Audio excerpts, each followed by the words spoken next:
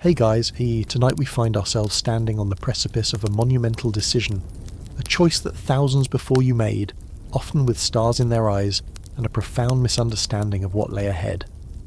Imagine it's the mid-1840s. The air is thick with talk of a promised land, a place called Oregon, a verdant paradise waiting just beyond the horizon.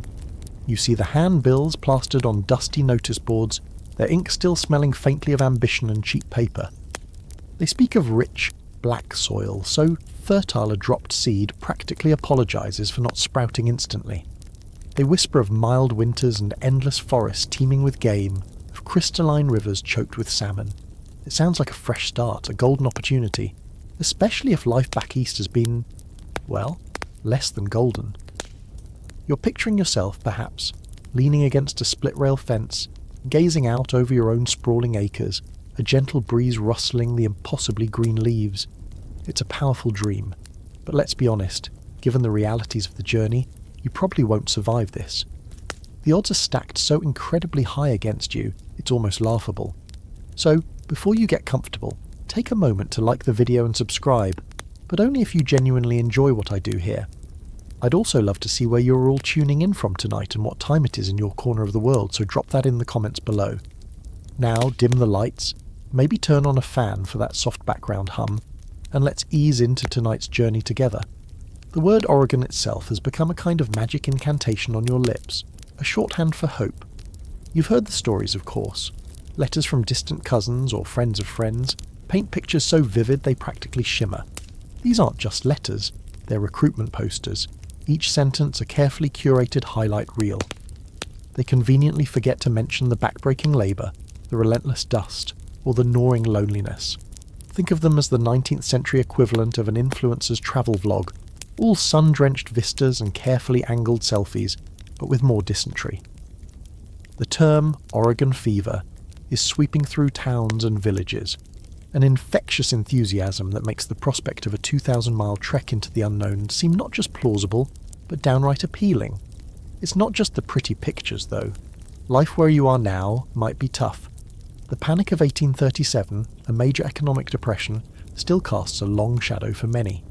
Farms have failed, businesses have shuttered, and the promise of starting over with a clean slate, on land that's supposedly free for the taking, a concept we'll definitely unpack later, is a powerful magnet. This ties into a broader, almost spiritual conviction of the era, manifest destiny. It's a powerful, intoxicating idea that the United States is divinely ordained to expand its dominion and spread democracy and capitalism across the entire North American continent. It's a mainstream historical fact that this belief fueled much of the westward expansion, a sense that it wasn't just an opportunity but a patriotic, even a holy duty.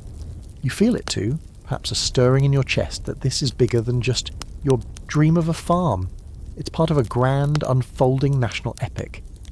But beneath the glossy surface of these Oregon dreams, there are faint, unsettling whispers, grim portents that you, in your current state of feverish optimism, are probably choosing to ignore.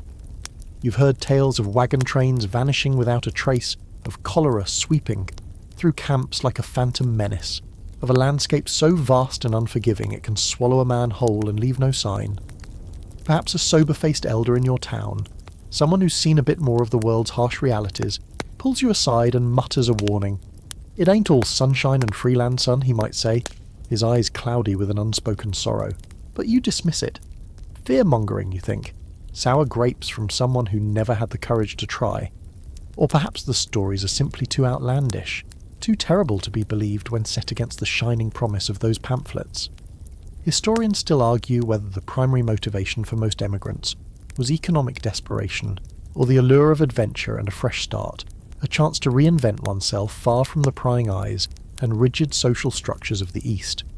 Maybe for you, it's a bit of both. You're tired of scratching a living from tired soil, tired of the same faces, the same limitations. Oregon feels like a blank page, and you're eager to write your story on it. And it wasn't always purely about land or escaping poverty. Some folks had other reasons. A quirky, though perhaps not entirely uncommon, tidbit is that some individuals saw the long, arduous journey west as the perfect escape route. Got a gambling debt you can't pay, A spouse you're desperate to leave behind without the messiness of a 19th century divorce? Or maybe you're just a restless soul, convinced that what you're looking for is always just over the next hill. There were even those who went with utopian ideals, planning to found perfect little communities based on fringe philosophies, only to find that human nature is remarkably consistent, even in a pristine wilderness. You might have someone in your imagined soon-to-be wagon train who's convinced they're going to start a new religion based on sun worship and interpretive dance once they hit the Willamette Valley. Good luck to them, you suppose, as long as they pull their weight with the Oxen. So you start to make your plans. You read every letter, every newspaper article that mentions Oregon. You talk to anyone who claims to know anything about the trail. The more you read, the more real it becomes, the dangers fading into the background as the image of that sun-drenched valley sharpens in your mind. You tell yourself the horror stories are exaggerated, exceptions to the rule. Surely, with careful planning and a bit of luck, your journey will be different. You'll be one of the success stories, the one who writes back those glowing letters, perhaps conveniently forgetting to mention the near-death experiences or the soul-crushing despair. The dream is too bright, too compelling, to be tarnished by a few shadowy doubts. It's a bit like signing up for a marathon having only ever jogged to the corner store for a forgotten pint of milk. The enthusiasm is admirable, the preparation perhaps a little lacking. You're caught, hook, line, and sinker by those shiny Oregon dreams. So the Oregon dream has its hooks firmly in you, and your mind turns naturally to the practicalities. Or what passes for practicalities when you're about to drag your entire existence across a continent using glorified farm animals. This is the stage where your bright, shiny Oregon dream starts to get weighed down, quite literally, by the sheer amount of stuff you think you need. You're essentially packing your own coffin, or at least the supplies that will either see you through or seal your fate. Most likely the latter, if we're being brutally honest. The choices you make now in the relative comfort of your soon-to-be former home will have life or death consequences on a daily basis out there on the plains. You'll likely consult one of the many emigrant guidebooks doing the rounds. These were penned by people who'd either made the trip and survived to write about it, a key selling point, or by enterprising individuals who'd never been west of the Mississippi, but had a good imagination and access to a printing press. A mainstream historical fact is that these guides typically recommended a fairly standard list of provisions per adult. Around 200 pounds of flour, 150 pounds of bacon, the optimism of 19th century meat preservation, 10 pounds of coffee, 20 pounds of sugar, and 10 pounds of salt. Sounds straightforward, doesn't it? Almost like a grocery list for a very long, very dusty camping trip. The guides also stressed the importance of sturdy wagons, tools, firearms, and appropriate clothing. Sensible, on the surface. But here's where you, and so many others, go wonderfully, spectacularly wrong. Your brain, still buzzing with those idyllic images of Oregon, conveniently glosses over the per-adult part and starts to think about all the little comforts of home. That heavy oak rocking chair your grandmother gave you. It would look perfect on the porch of your Oregon cabin. The set of porcelain china, essential for those elegant wilderness dinner parties you'll surely be hosting. Your collection of leather-bound classic literature can't be uncultured even in paradise. Before you know it, your wagon, your lifeline, is groaning under the weight of sentimental treasures and utterly impractical desires. Remember that one emigrant who, legend has it, tried to bring a full-sized grandfather clock? The rhythmic ticking probably didn't soothe the oxen nearly as much as he'd hoped, especially when they had to drag it up a muddy incline. Historians debate the true utility of many of the more elaborate household items people attempted to transport. While some argue that maintaining a semblance of civilized life through familiar objects was crucial for morale, others point to the grim piles of discarded heirlooms that littered the trail as evidence of their folly. Every pound of unnecessary weight was a pound that strained your animals, slowed your progress, and increased the chances of a breakdown. That beautiful, albeit heavy, cast-iron stove might seem like a fantastic idea for cooking proper meals, but when your wagon wheel shatters in the middle of nowhere because the axle couldn't take the strain, you'll be wishing you'd settled for a lightweight spider skillet and a tripod.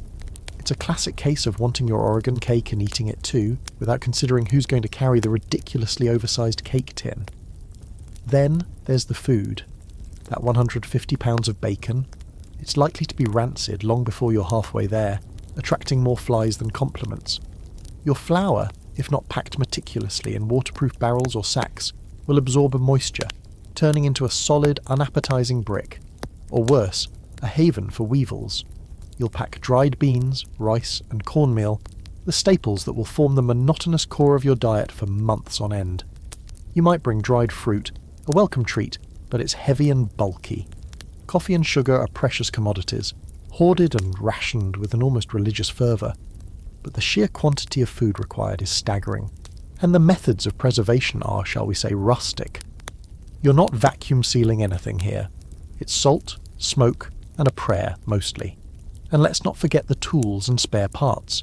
You'll need an axe, an auger, a saw, hammers, spare axle trees, wagon tongues, chains, and enough ironmongery to make a blacksmith blush. But again, the temptation is to overdo it. Do you really need that complex patent woodworking plane, or will a simple draw knife suffice when you're trying to fashion a new spoke for a wheel in the pouring rain? Every tool has weight, and every tool takes up space. Space that could be used for more food, or, heaven forbid, a slightly less cramped sleeping arrangement in that prairie schooner prison you're about to call home. One of the more ambitious packing choices involves attempts to bring the familiar into the radically unfamiliar. A quirky or fringe tidbit that surfaces in some accounts is the story of a woman who painstakingly packed several cages of canaries. Her reasoning? To bring a little cheer and music to the desolate prairies. A lovely thought, truly. One can only imagine the canaries' reaction to the first major thunderstorm or a bumpy river crossing. It's doubtful they were still chirping their melodious tunes by the time the wagon train reached the Rocky Mountains, assuming they hadn't already become a light snack for opportunistic hawk or simply succumbed to the sheer stress of it all. Look, honey, another one's gone to the great bird cage in the sky. On the bright side, less bird seed to carry. Ultimately, your packing list is a document of your hopes, your fears, and your profound naivety. You're trying to anticipate every possible need, every conceivable emergency, but you're doing so from a place of comfortable ignorance. You haven't yet felt the ceaseless jolting of the wagon, the gnawing hunger of a missed meal, or the bone-deep weariness that will become your constant companion. You haven't understood that on the Oregon Trail, less is often more, and the wrong more is a fast track to disaster. Each poorly chosen item is another nail in that proverbial coffin, another small step towards not lasting that day, let alone the entire journey. You're loading up your future hardships, one sentimental teacup and unnecessary anvil at a time. The packing, with all its misguided enthusiasm and overloaded ambitions, is finally, agonizingly complete. Your wagon, looking suspiciously like it might burst at the seams, is ready. And so, you make your way to one of the jumping-off points, the gateway towns on the Missouri River that serve as the last outpost of what you laughingly call civilization. Places like Independence, St. Joseph, or Council Bluffs. Let's say you've chosen Independence, Missouri. As you approach, the scene that unfolds before your eyes is less a well-ordered departure lounge for a grand adventure, and more a chaotic, swirling vortex of humanity, animals, and ambition. This isn't the gentle start to a pastoral dream. This is independence. Chaos embodied. The air itself is a symphony of smells, and not the pleasant kind. Imagine the concentrated aroma of thousands of unwashed bodies, both human and animal, mingled with the smoke of countless campfires, the cloying sweetness of fermenting refuse, and the sharp tang of fear and cheap whiskey. The sounds are no better. A cacophony of braying mules, lowing oxen, shouting men, crying children, the clang of blacksmiths' hammers, the screech of ungreased wagon wheels, and the fervent, sometimes desperate negotiations of traders and emigrants alike. It's a sensory overload, a bewildering welcome to the frontier. You probably thought you were leaving the hustle and bustle behind, seeking peace in the wilderness. Joke's on you. The wilderness has come to meet you early, and it's brought all its rowdiest friends. This is where the reality of your undertaking begins to sharpen its edges. Independence in the 1840s and 50s was a boom town, its population swelling seasonally with hopeful pioneers. A mainstream historical fact is that these towns were critical for outfitting expeditions, allowing emigrants to purchase last-minute supplies, repair wagons, and crucially form or join wagon trains. It's a seller's market, and you, my friend, are a prime customer. Prices for everything, from flour to firearms, are inflated. Merchants, some reputable, many less so, prey on the anxieties and inexperience of the westward bound. You absolutely need this patent snakebite remedy, sir. Only $5. Guaranteed to work, or my name ain't Honest John. Spoiler. His name probably isn't Honest John, and the remedy is likely 90% river water and 10% wishful thinking. You'll spend your days navigating muddy streets, thronged with a bewildering assortment of characters. There are stern-faced farmers from Ohio, already looking out of their depth. There are eager young men from New York full of bravado and completely clueless about how to hitch an ox. There are families with wide-eyed children clutching worn dolls and trying to stay out from underfoot. And then there are the less savoury elements, gamblers looking for an easy mark, con artists peddling worthless goods, and thieves who see a distracted emigrant as an opportunity. It's a swirling microcosm of society, stripped of its usual niceties and simmering with a raw, restless energy. You quickly learn to keep a close eye on your belongings, and an even closer eye on who you trust. Historians still argue whether the social cohesion in these jump-off towns was primarily driven by shared purpose or by mutual suspicion and the need for self-preservation. On one hand, people were banding together, forming companies for the journey, sharing information, and misinformation. On the other, it was a highly competitive environment, with everyone vying for the best animals, the most reliable guides, and the prime spots in a forming wagon train. You might strike up a tentative friendship with a family camp near you, sharing a bit of coffee and comparing notes on wagon axle grease. But you also overhear hushed arguments, accusations of theft, and the occasional drunken brawl that spills out of a makeshift saloon. It's a place of immense hope, but also profound anxiety. One quirky tidbit about these frontier towns is the sheer variety of entertainment that sprang up to cater to the transient population. Beyond the essential services of blacksmiths and provisioners, you'd find makeshift theatres, travelling preachers holding impromptu revivals, phrenologists offering to read the bumps on your head to determine your suitability for pioneering, for a small fee of course, and even the occasional medicine show, complete with flashy performers and elixirs promising to cure everything from AE to existential dread. Imagine a sort of chaotic, dusty 19th century festival, but instead of going home to a comfortable bed, you're about to embark on a 2,000-mile journey where the main attractions are dysentery and the constant threat of your oxen dying. Step right up, folks, and witness Professor Phineas P. Farnsworth juggle live ferrets, while explaining the virtues of his patented liver tonic. It'll put hair on your chest and fear in your enemies. You politely decline, clutching your dwindling funds a little tighter. The process of joining a wagon train is itself a fraught affair. You need to find a group of people you can tolerate and hopefully trust for the next 4 to 6 months. Captains are elected, often based on perceived experience or sheer force of personality, rather than actual competence. Rules are debated and drawn up. Rules about guard duty, about the order of travel, about how to handle disputes. These are crucial decisions made in an atmosphere of excitement, trepidation, and often conflicting egos. You might find yourself signed up with a company led by a man whose primary qualification is a loud voice and an impressive beard, only to discover later that his navigational skills are rivaled only by his inability to manage livestock. The days in independence are a blur of preparation, negotiation, and a growing sense of unease. The shiny Oregon dream is still there, but it's now overlaid with a patina of dust, noise, and the dawning realization that this is going to be much, much harder than you ever imagined. You watch other wagons depart, a long, slow procession heading west, and a knot forms in your stomach. Are you ready? Have you forgotten anything vital? Are the people you've thrown your lot in with going to be steadfast companions or a source of constant frustration? Too late for second thoughts now. The river ferry is booked, your name is on the company roster, and the vast, intimidating prairie awaits. The chaos of independence is just a warm-up act for the sustained, grinding challenge that lies ahead.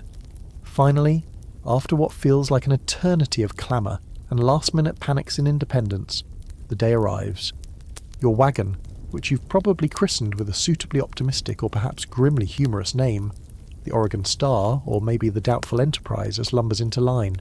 You take your place in the slowly forming train, a creaking, groaning centipede of canvas and wood, and with a shout from the captain and the crack of whips you lurch forward. The sounds of independence fade behind you, replaced by the rhythmic squeak of axles, the lowing of oxen, the shouts of teamsters, and the dawning, inescapable reality of your new home, your prairie schooner prison. This wagon, typically a Studebaker or a Conestoga, though the latter were often too heavy for the long haul to Oregon and better suited for shorter freight routes, is now your entire world. It's your kitchen, your bedroom, your storage unit, and, if things go badly, potentially your hearse. Forget any romantic notions of riding comfortably inside, gazing wistfully at the passing scenery. That privilege is reserved for the sick, the very young, or perhaps the incredibly naive who haven't yet realised the bone-jarring reality of the ride. You, my friend, will be walking. Walking. Beside the oxen, prodding them onward, your feet sinking into dust or mud, your eyes scanning the horizon for, well, anything other than more horizon. Let's talk about the dimensions of your new mobile domicile.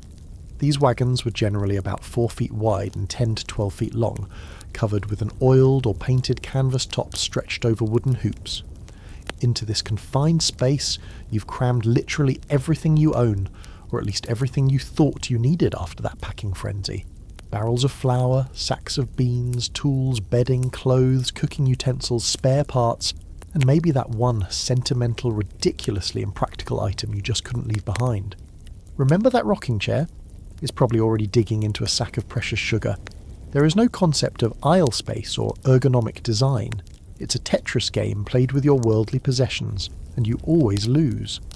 The smell inside is something you'll get intimately acquainted with.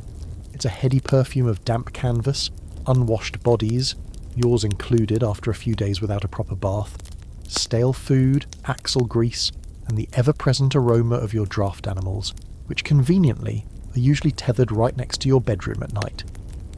If something spills, and something will spill, probably something sticky or smelly or both, it just becomes part of the wagon's unique olfactory signature. You might try to air it out during stops, flapping the canvas covers, but it's a temporary reprieve at best. This isn't a quaint tiny home, it's a cramped, bumpy, and frankly, quite fragrant box on wheels. The motion is relentless. The trail is not a paved highway. It's a pair of ruts at best, winding over uneven prairie, through muddy bottoms and across rocky outcrops. The wagon pitches and sways, jolts and shudders. A mainstream historical fact is that these wagons had no suspension system beyond the inherent give of the wooden wheels and frame.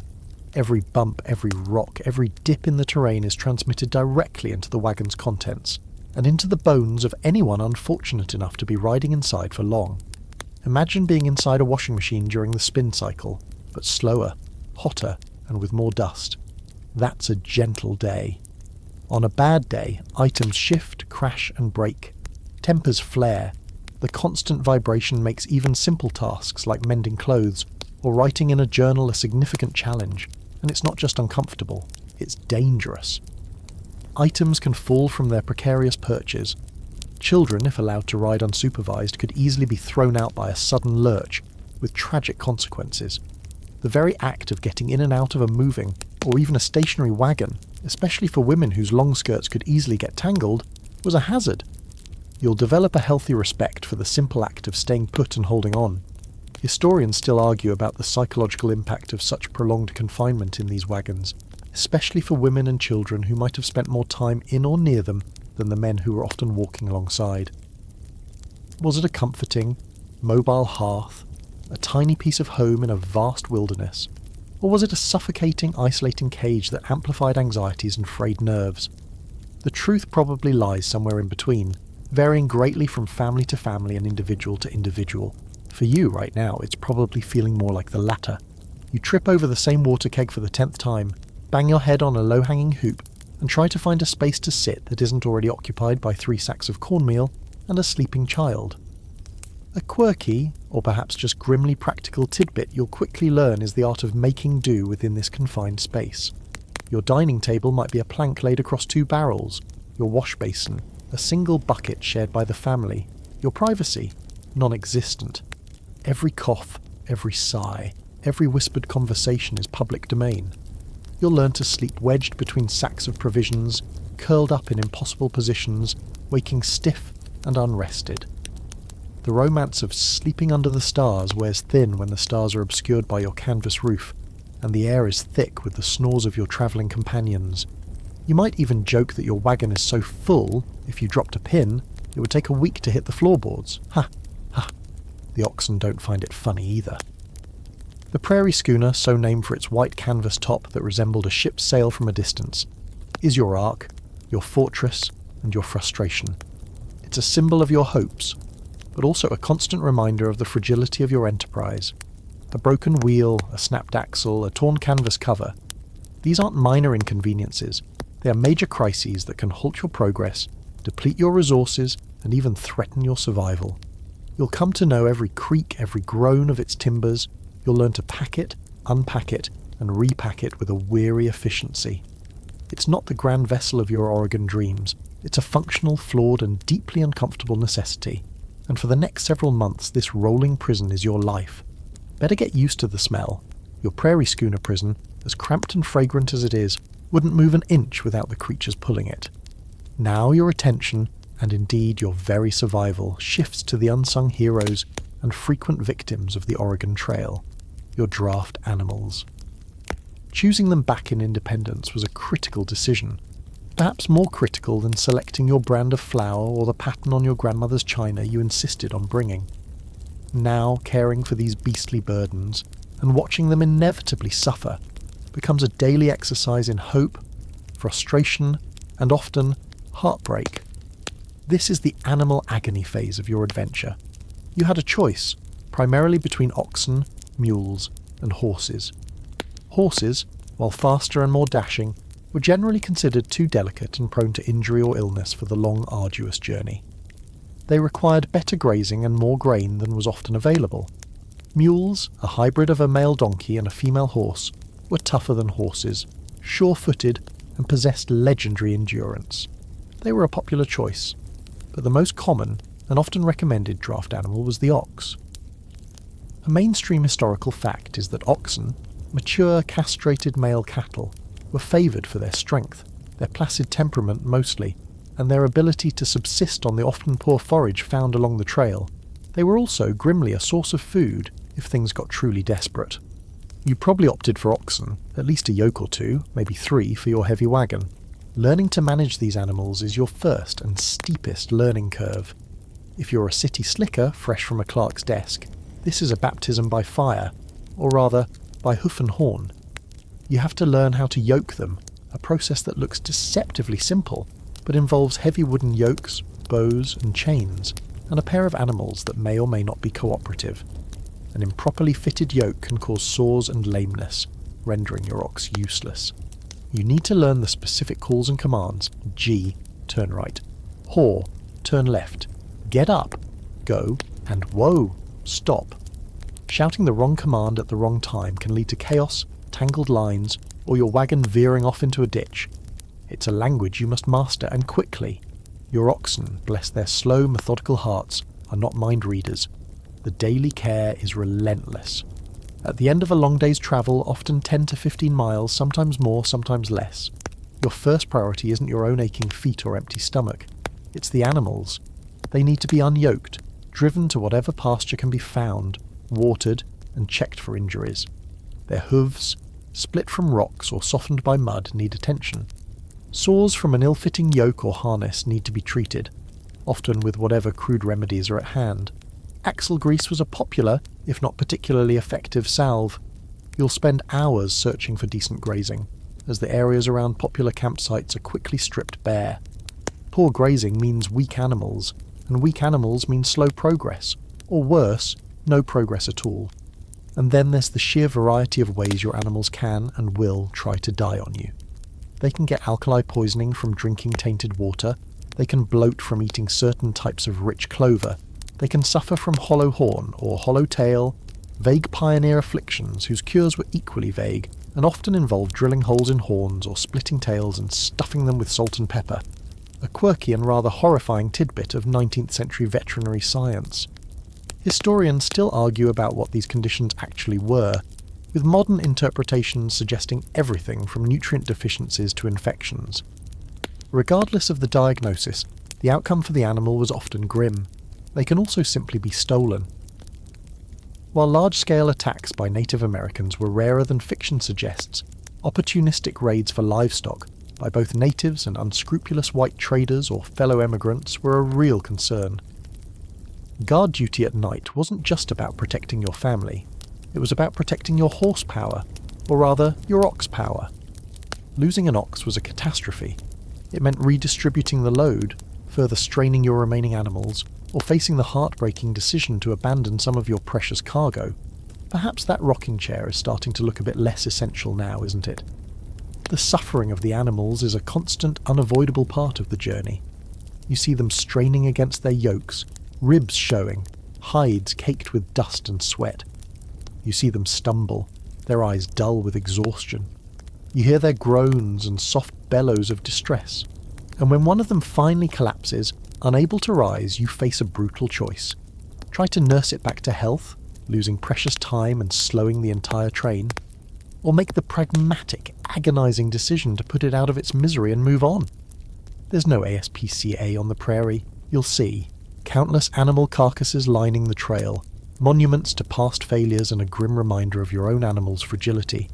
It's a daily dose of empathy fatigue. You might start out feeling deep sorrow for every suffering beast, but after weeks and months, a certain grim practicality tends to set in. Well, Bessie's down. Shame. Anyone got a sharp knife? And who wants to help butcher? The bond you form with these creatures, despite the hardship, can be surprisingly strong. You rely on them completely. You talk to them, curse them, encourage them, and mourn them. They're your partners in this insane endeavour, silent witnesses to your struggles and your small triumphs.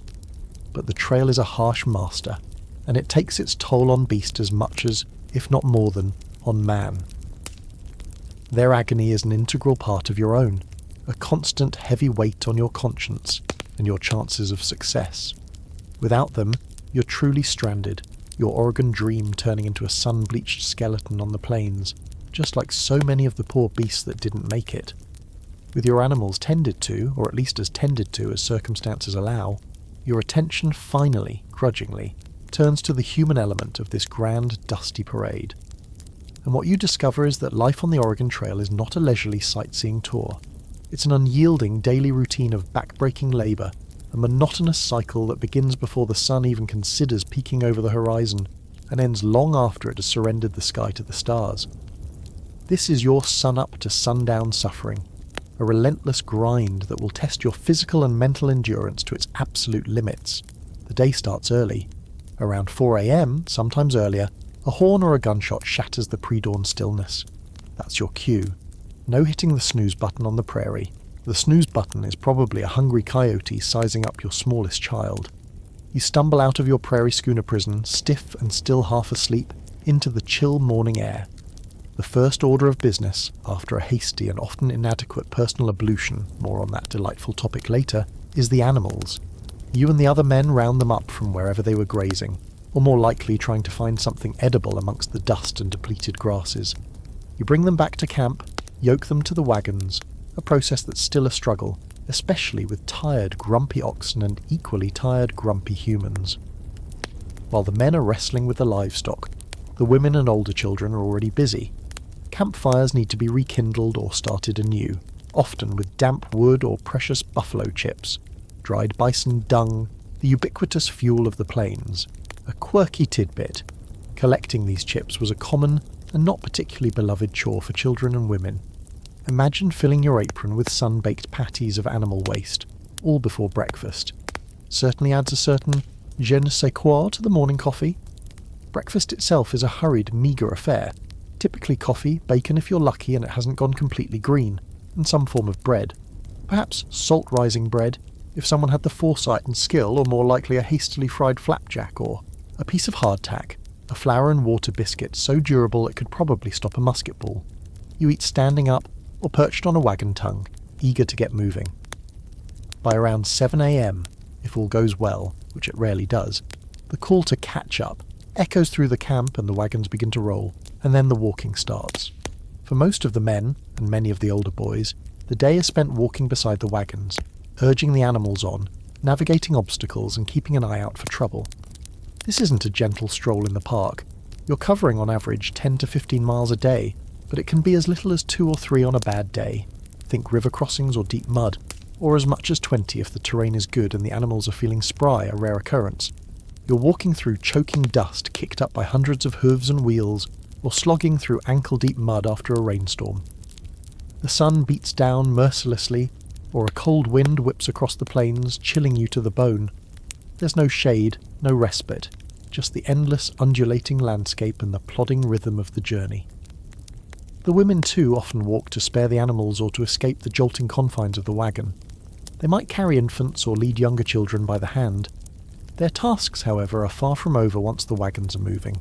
There's mending to be done, clothes to be washed, when water is available and time permits a stop, and the constant supervision of children, who have an uncanny knack for finding new and inventive ways to get into trouble in a seemingly featureless landscape.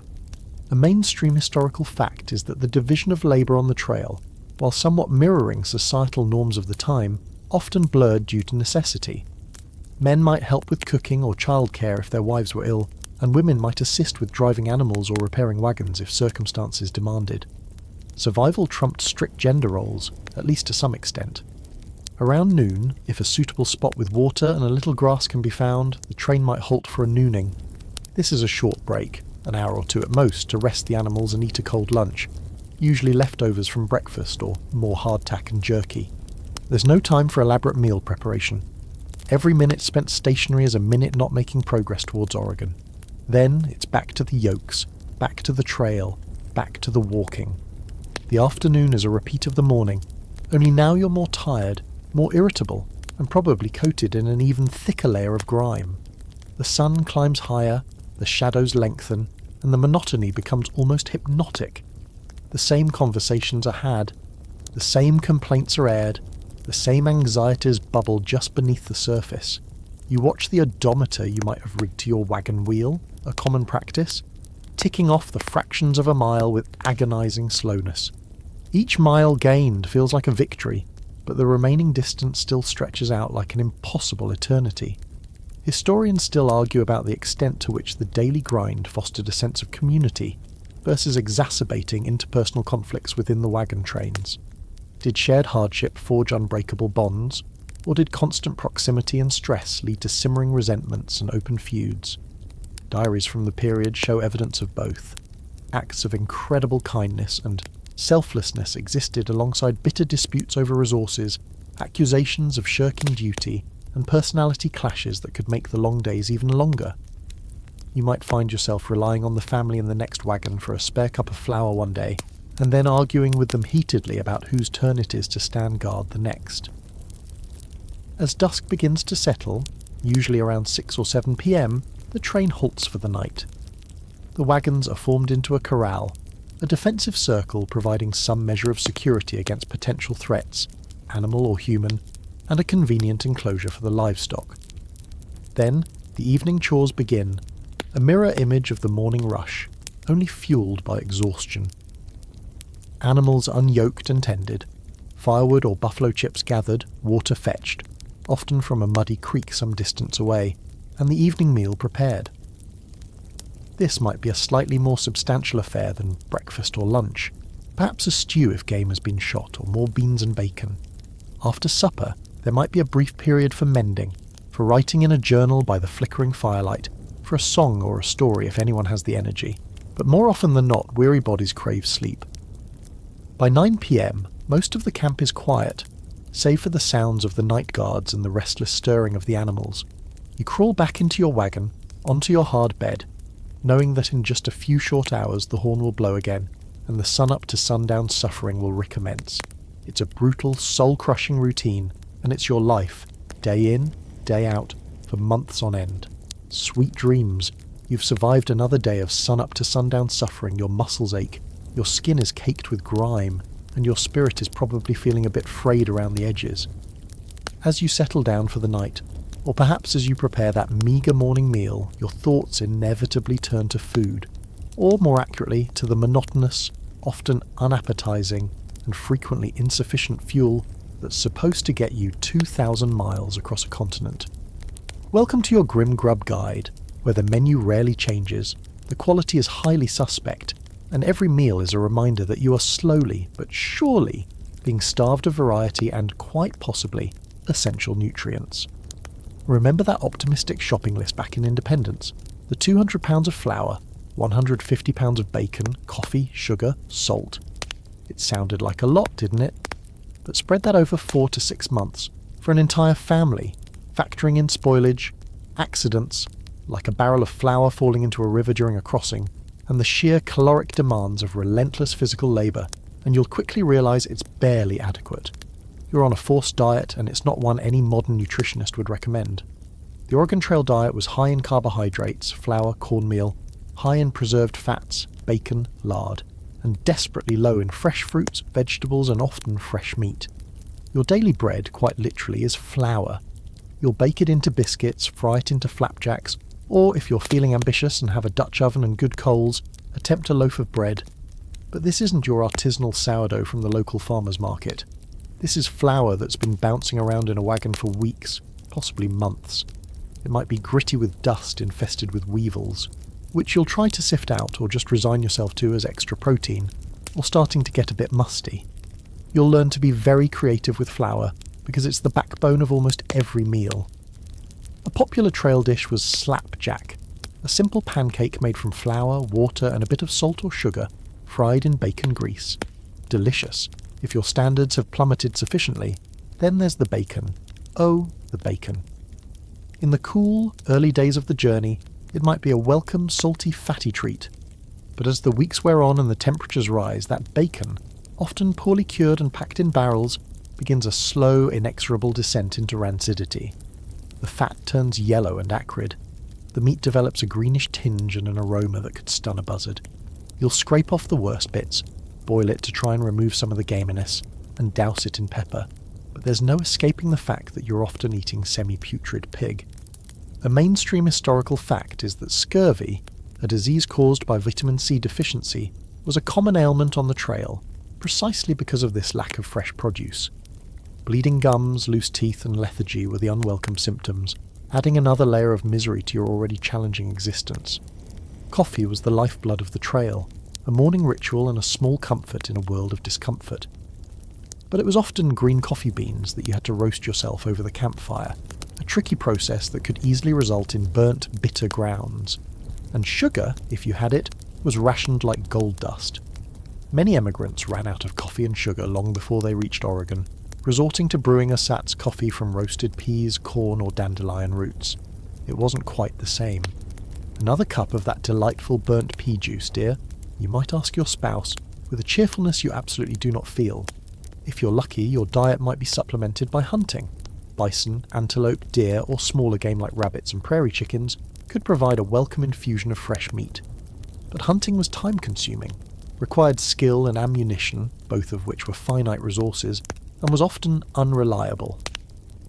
For every successful hunt, there were many more days of fruitless searching, and when a large animal like a bison was killed, it created a frenzy of activity, butchering, cooking what could be eaten immediately, and trying to preserve the rest by cutting it into thin strips and jerking it, drying it in the sun or over a slow fire.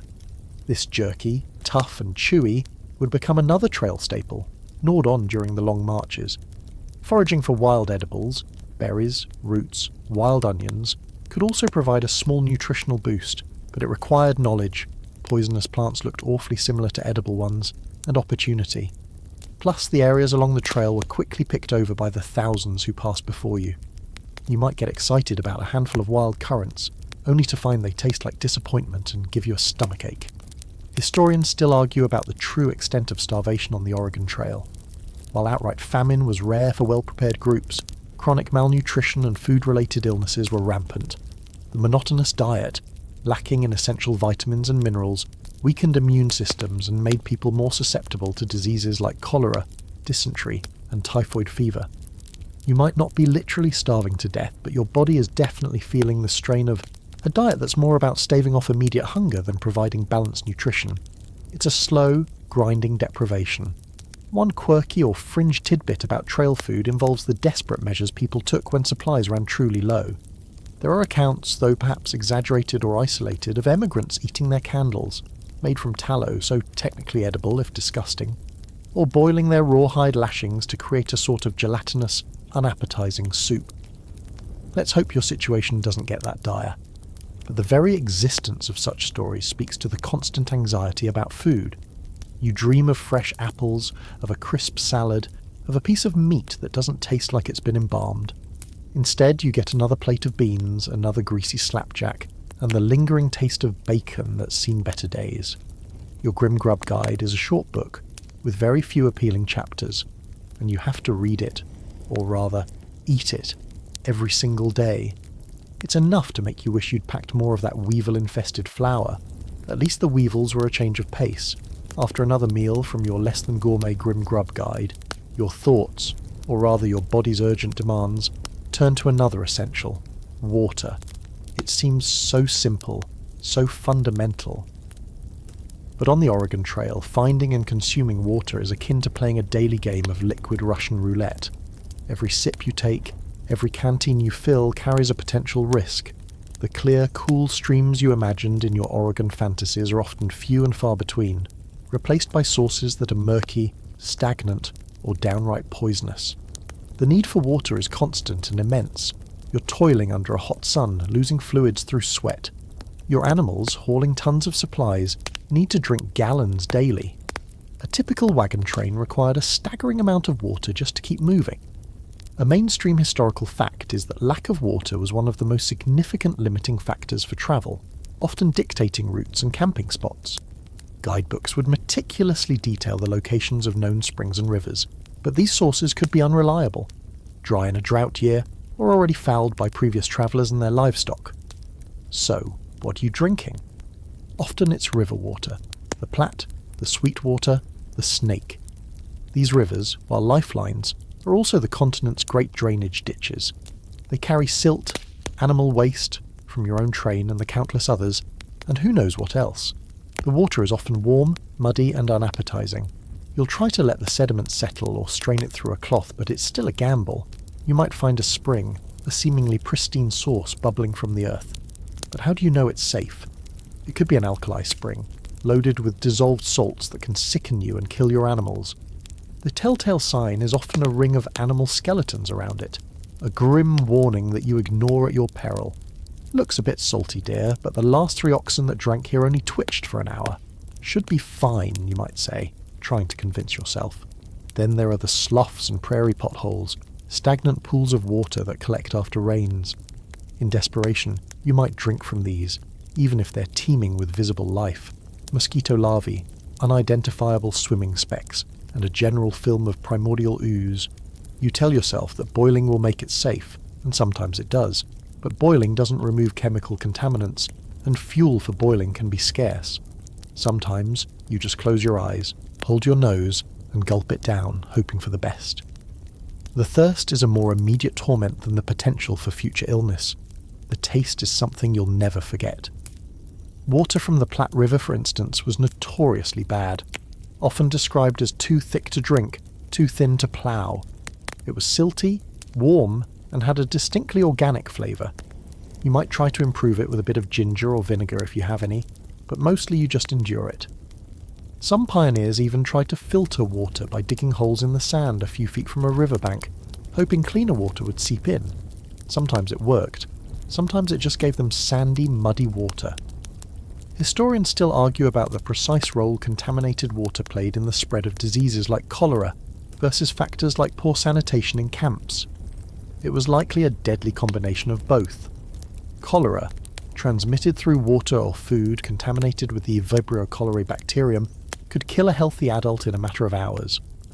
One sip from the wrong source, one unwashed hand preparing food after contact with contaminated water, and you could be next. The fear of bad water was constant and pervasive. A quirky or fringe tidbit regarding water on the trail is the occasional desperate attempt to find it through dowsing, or water witching. Someone in the train, perhaps an elderly individual with a reputation for the gift, might walk slowly across the parched landscape, holding a forked stick, waiting for it to dip auspiciously, indicating subterranean water.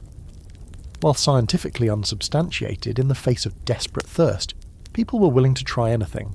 And if, by sheer coincidence, they happened to find a seep or a damp spot after such a performance, it only reinforced the belief. You might watch old Jedediah with his divining rod, half sceptical, half desperately hopeful, as he wanders across the cracked earth. "He found water for Cousin Amos back in 49 this way," someone whispers, conveniently forgetting the 10 times he found nothing but more dust. The lack of clean water also had a profound impact on hygiene, or the distinct lack thereof. Bathing was a luxury, infrequent and often consisting of a quick splash in a muddy creek. Laundry, when it could be done, involved harsh soaps, if you had them, and whatever water was available, meaning your clothes were often just as grimy after washing as before, only now they were damp and grimy. This lack of cleanliness, directly tied to the scarcity and poor quality of water, contributed to skin infections, lice infestations, and the general miasma of unwellness that often hung over a wagon train. You become obsessed with water. You dream about it. You scan the horizon constantly for the telltale line of green that might indicate a watercourse. You hoard it in your canteen, taking small, reluctant sips. You watch your animals with anxiety, knowing their survival, and therefore, yours depends on it. Every decision about where to camp, how far to push, is dictated by the availability of this most precious and most perilous resource. You'll drink things you wouldn't have considered fit for washing your dog with back home. And with every mouthful, you're rolling the dice, hoping this isn't the drink that unleashes a microscopic army of death into your system. The Oregon Trail could be a very thirsty place, and that thirst could kill you just as surely as an accident or an arrow. You've navigated the chaos of independence, endured the prairie schooner prison, stressed over your beastly burdens, survived the sun-up to sundown suffering, choked down the grim grub, and taken your chances with liquid Russian roulette. You might be thinking, what else could possibly go wrong? Oh, you sweet summer child. You've forgotten the invisible enemy, the silent stalker that travels with every wagon train, the reaper that claims far more lives on the Oregon Trail than any other cause: disease. Cholera and creeping death are your constant, unwelcome companions on this journey. Forget dramatic skirmishes with Native Americans or thrilling bison hunts. The real killer on the trail was microbial. A mainstream historical fact is that diseases, particularly cholera, dysentery and typhoid fever, were responsible for the vast majority of deaths among emigrants. Estimates vary, but some historians suggest that as many as 1 in 10 or even more of those who started the journey never made it to Oregon, primarily due to illness. These aren't quick, clean deaths. They are often agonizing, undignified and terrifyingly swift. Cholera was the king of killers. Imagine this. You wake up feeling perfectly healthy, ready for another day of plodding westward. By mid-morning you feel a bit off, a slight cramping in your stomach. By noon, you're experiencing violent, uncontrollable diarrhea and vomiting. The dehydration is rapid and severe. Your skin turns bluish, your eyes sink, your muscles cramp painfully. Within hours, you can go from a robust individual to a shriveled, dying husk. And there's almost nothing anyone can do for you. Your companions watch in horror, helpless, knowing they could be next. The speed and ferocity of cholera were particularly terrifying. It could sweep through a wagon train like wildfire, leaving a trail of fresh graves in its wake. Remember all that questionable water you've been drinking? Cholera loved that water. Dysentery, often called the bloody flux, was another common scourge. Caused by bacteria or amoebas, it led to severe diarrhea, often with blood and mucus, abdominal pain, and fever. While not always as rapidly fatal as cholera, it was debilitating, weakening its victims over days or weeks, making them susceptible to other infections, and just generally making life an utter misery. You're already dealing with poor food, exhaustion, and stress. Add in uncontrollable, painful bowel movements, and your will to live starts to take a serious nosedive. You might joke darkly that the most well-worn path on the trail isn't the wagon ruts, but the path leading away from camp for private moments, which are becoming increasingly frequent and less private. Then there's typhoid fever, spread by contaminated food or water, usually due to poor sanitation. It's a slower, more insidious killer, with symptoms like prolonged fever, headache, fatigue, and a characteristic rash. It could linger for weeks, sapping your strength, leaving you delirious. Other diseases abounded too: measles, mumps, and whooping cough, especially dangerous for children, pneumonia and influenza, exacerbated by exposure and exhaustion, and various fevers of unknown origin, lumped together under vague terms like mountain fever or camp fever. Your 19th century immune system, already battered by malnutrition and stress, is fighting a losing battle against an army of invisible invaders. The conditions on the trail were a perfect breeding ground for these diseases. Sanitation was rudimentary at best. Human waste often contaminated water sources. Flies, thriving on refuse and animal droppings, were everywhere, acting as vectors for disease. Personal hygiene was a constant struggle. Food preparation was often done with unwashed hands in dusty, unsanitary conditions. You're living in close quarters with dozens, sometimes hundreds, of other people, any one of whom could be carrying the next plague. It's a germaphobe's nightmare, and you're living it 24/7. Historians still argue about the exact mortality rates from specific diseases, as diagnoses were often imprecise and record-keeping spotty. Was that sudden death from summer complaint actually cholera or severe food poisoning? Did lung fever mean pneumonia or tuberculosis? The labels mattered less to the victims and their grieving families than the tragic outcome. What is clear is that the sheer volume of sickness and death was staggering. A quirky, or rather grimly poignant tidbit, is the array of preventative measures and supposed cures that people desperately employed. Besides the patent medicines of dubious efficacy, some wore bags of camphor or asafoetida around their necks, believing the strong smells would ward off disease. Others swore by concoctions of red pepper and whiskey, or various herbal remedies passed down through families. When cholera struck, treatments might include laudanum, an opium tincture, to try and stop the diarrhea, or calomel, mercurous chloride, a toxic purgative that probably did more harm than good. These weren't cures, they were acts of desperation in the face of overwhelming odds. Don't worry, Martha, this spoonful of mercury should sort out that pesky cholera. Might make your teeth fall out, but small price to pay, eh? This is your medical care, folks. The psychological toll of watching your loved ones, your friends, your travelling companions succumb to these horrific illnesses was immense. The constant fear, the grief, the awareness of your own vulnerability, it all added to the crushing burden of the journey. Every morning you'd anxiously check on your family, dreading the first signs of sickness. Every new grave you passed was a stark reminder of the fragility of life on the trail. You might try to maintain a brave face, to tell yourself it won't happen to you, to your family. But deep down, you know the odds. Disease isn't just a possibility, it's a probability. It's the unseen passenger in every wagon, the shadow that lengthens with every mile. You're not just fighting the landscape and the elements, you're fighting an invisible war against an enemy that gives no quarter and takes no prisoners. And in this war you are woefully under-equipped. So say your prayers, wash your hands if you can find clean water and soap, and try not to think too hard about what might be brewing in your gut after that last questionable drink or meal. The creeping death is always just a cough, a cramp, a shiver away. You're dodging cholera, choking down rancid bacon, and wondering if your oxen will see another sunrise. Surely, if you can just avoid the major diseases and keep your animals alive, you're on the home stretch, right? Not so fast. The Oregon Trail has a delightful array of other more mundane yet surprisingly effective ways to dispatch you. Welcome to the world of oops, accidental annihilation, where the everyday business of trail life is packed with hidden dangers, and your own clumsiness can be just as lethal as any microbe. It's easy to overlook these dangers when faced with the dramatic threat of cholera or the grinding misery of starvation. But accidents were a constant and significant cause of injury and death on the trail.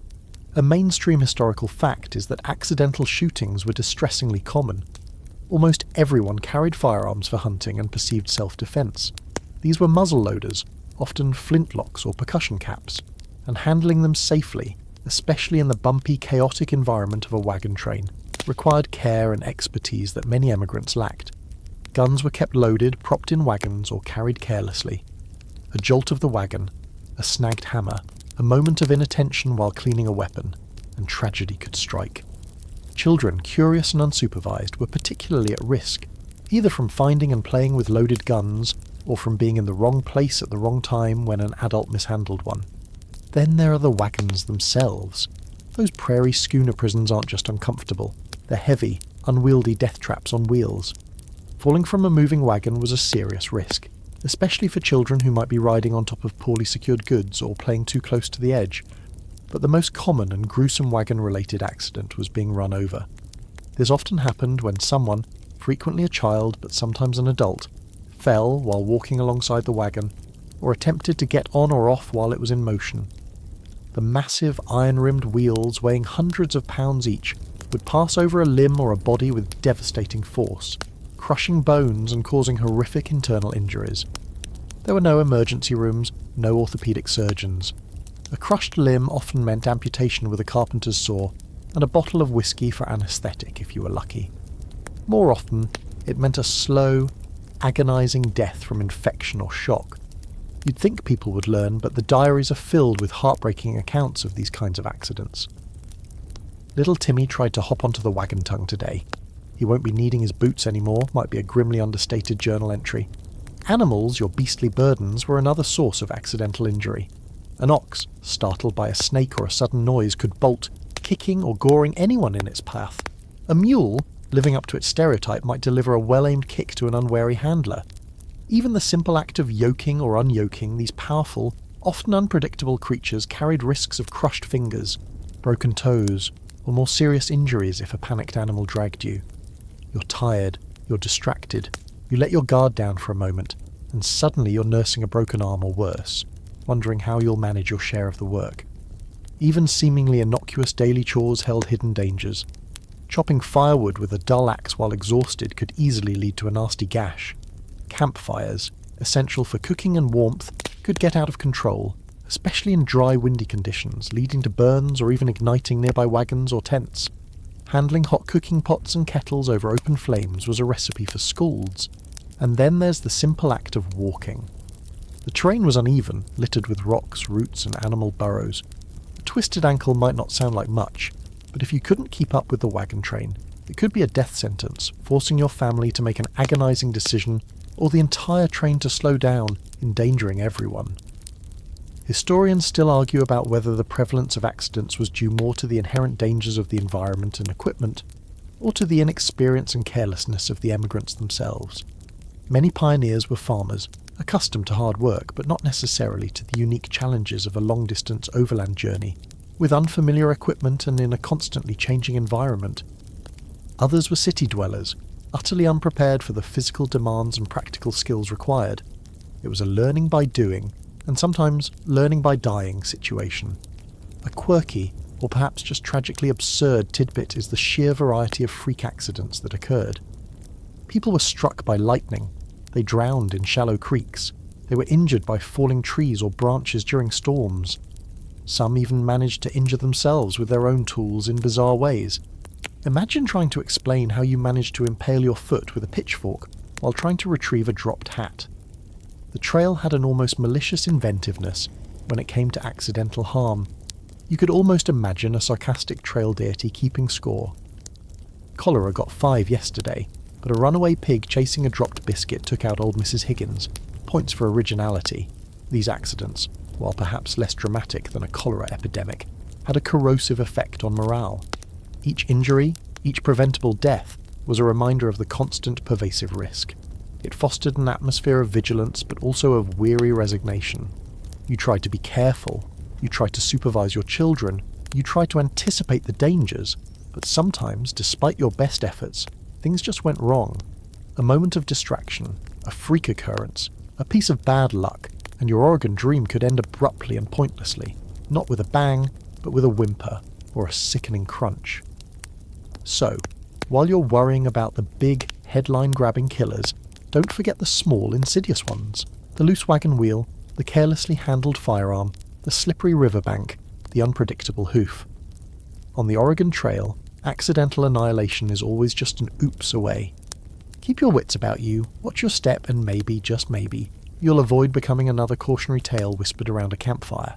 You've managed to avoid shooting yourself, being crushed by your own wagon, or succumbing to a festering axe wound. You're even miraculously still one step ahead of the cholera, but the trail has more physical obstacles to throw in your path, and some of the most daunting are the rivers. There are no picturesque stone bridges out here, no convenient ferry services with regular schedules and safety inspections. What you face are wild, untamed rivers, drowning machines that must be crossed if you're ever to see Oregon. Each major river crossing is a logistical nightmare, a moment of high anxiety, and a very real opportunity to lose your wagon, your supplies, your animals, and your life. The Platte River, which you'll follow for hundreds of miles, is your first major watery challenge. It's famously described as a mile wide and an inch deep, but that's a deceptive characterization. While often shallow, it's also full of shifting sandbars, hidden channels, and treacherous quicksand. The current can be deceptively strong, and the sheer width of it means a crossing can take hours, exposing you and your animals to the elements and the strain. You can't just splash through it haphazardly. You need a plan. A mainstream historical fact is that several methods were used for river crossings, depending on the depth and current of the river. If the water was shallow enough, say less than 3 or 4 feet, you might attempt to ford it directly. This involved double teaming or even triple teaming your oxen, with men on horseback or wading alongside to guide the animals and prevent the wagons from bogging down or being swept sideways. Wagon beds were often caulked with tar or grease, or even raised on blocks to try and keep the contents dry, but water inevitably seeped in, soaking precious flour and sugar and ruining anything not packed in watertight containers. Imagine the sheer, brute effort of dragging a 2,500-pound wagon, pulled by protesting oxen, across a quarter mile or more of moving water and sucking mud, all while shouting encouragement and trying not to get swept off your own feet. If the river was deeper, or the current too swift for fording, you had other, even less appealing options. One was to convert your wagon box into a makeshift boat. This involved removing the wheels and undercarriage, and then caulking the wagon bed as thoroughly as possible to make it reasonably watertight. This boat would then be floated across, often pulled by ropes, or guided by men swimming alongside. This was a time-consuming, laborious process, and if your caulking job wasn't up to snuff, your wagon, and all its contents, could slowly, elegantly, sink to the bottom of the river. Well, there goes Grandma's rocking chair, you might sigh, watching it disappear beneath the murky waves. Hope the catfish appreciate Queen Anne legs. Another method was to construct a raft if timber was available. This involved felling trees, lashing them together, and then carefully manoeuvring the wagons, one by one, onto this unstable platform to be poled or pulled across. This was even more time-consuming and hugely dependent on finding suitable materials and having the skills to build something that wouldn't immediately disintegrate midstream. Sometimes, enterprising individuals would set up makeshift ferry operations at particularly difficult crossings, charging exorbitant fees to transport wagons across on rickety rafts or crude flatboats. You'd pay, of course, because the alternative was to be stranded or risk everything on a dangerous self-crossing. The dangers were manifold. Wagons could overturn in strong currents, spilling their contents and occupants into the cold, fast-flowing water. Animals, panicked by the water or exhausted by the effort, could drown. People, attempting to swim alongside or guide the wagons, could be swept away, their cries lost in the roar of the river. Even if you made it across physically unscathed, your supplies might be soaked and ruined, a disaster in itself. The loss of a wagon was catastrophic, often forcing a family to abandon their journey or rely on the charity of others. Historians still argue about which river presented the greatest overall challenge to the emigrants. Was it the wide, deceptive Platte, the swift, cold, Green River, or the mighty, terrifying Snake River with its deep canyons and turbulent currents? Each had its own unique set of hazards, and each crossing was a major event, talked about with trepidation beforehand and relief, or sorrow, afterward. The journals are full of dramatic accounts of these crossings, near misses, tragic losses, and acts of heroism. A quirky or fringe tidbit involves the sometimes desperate measures taken to get precious items across dry. People might try to float smaller, valuable items on small individual rafts, or carry them on their heads while wading or swimming. There are even tales of pioneers attempting to waterproof their watches by sealing them in beeswax, or trying to protect books by wrapping them in multiple layers of oilcloth. The ingenuity was admirable, even if the results were often mixed. You might see someone trying to swim a chicken coop across, with the chickens squawking in protest, looking like a bizarre feathered regatta.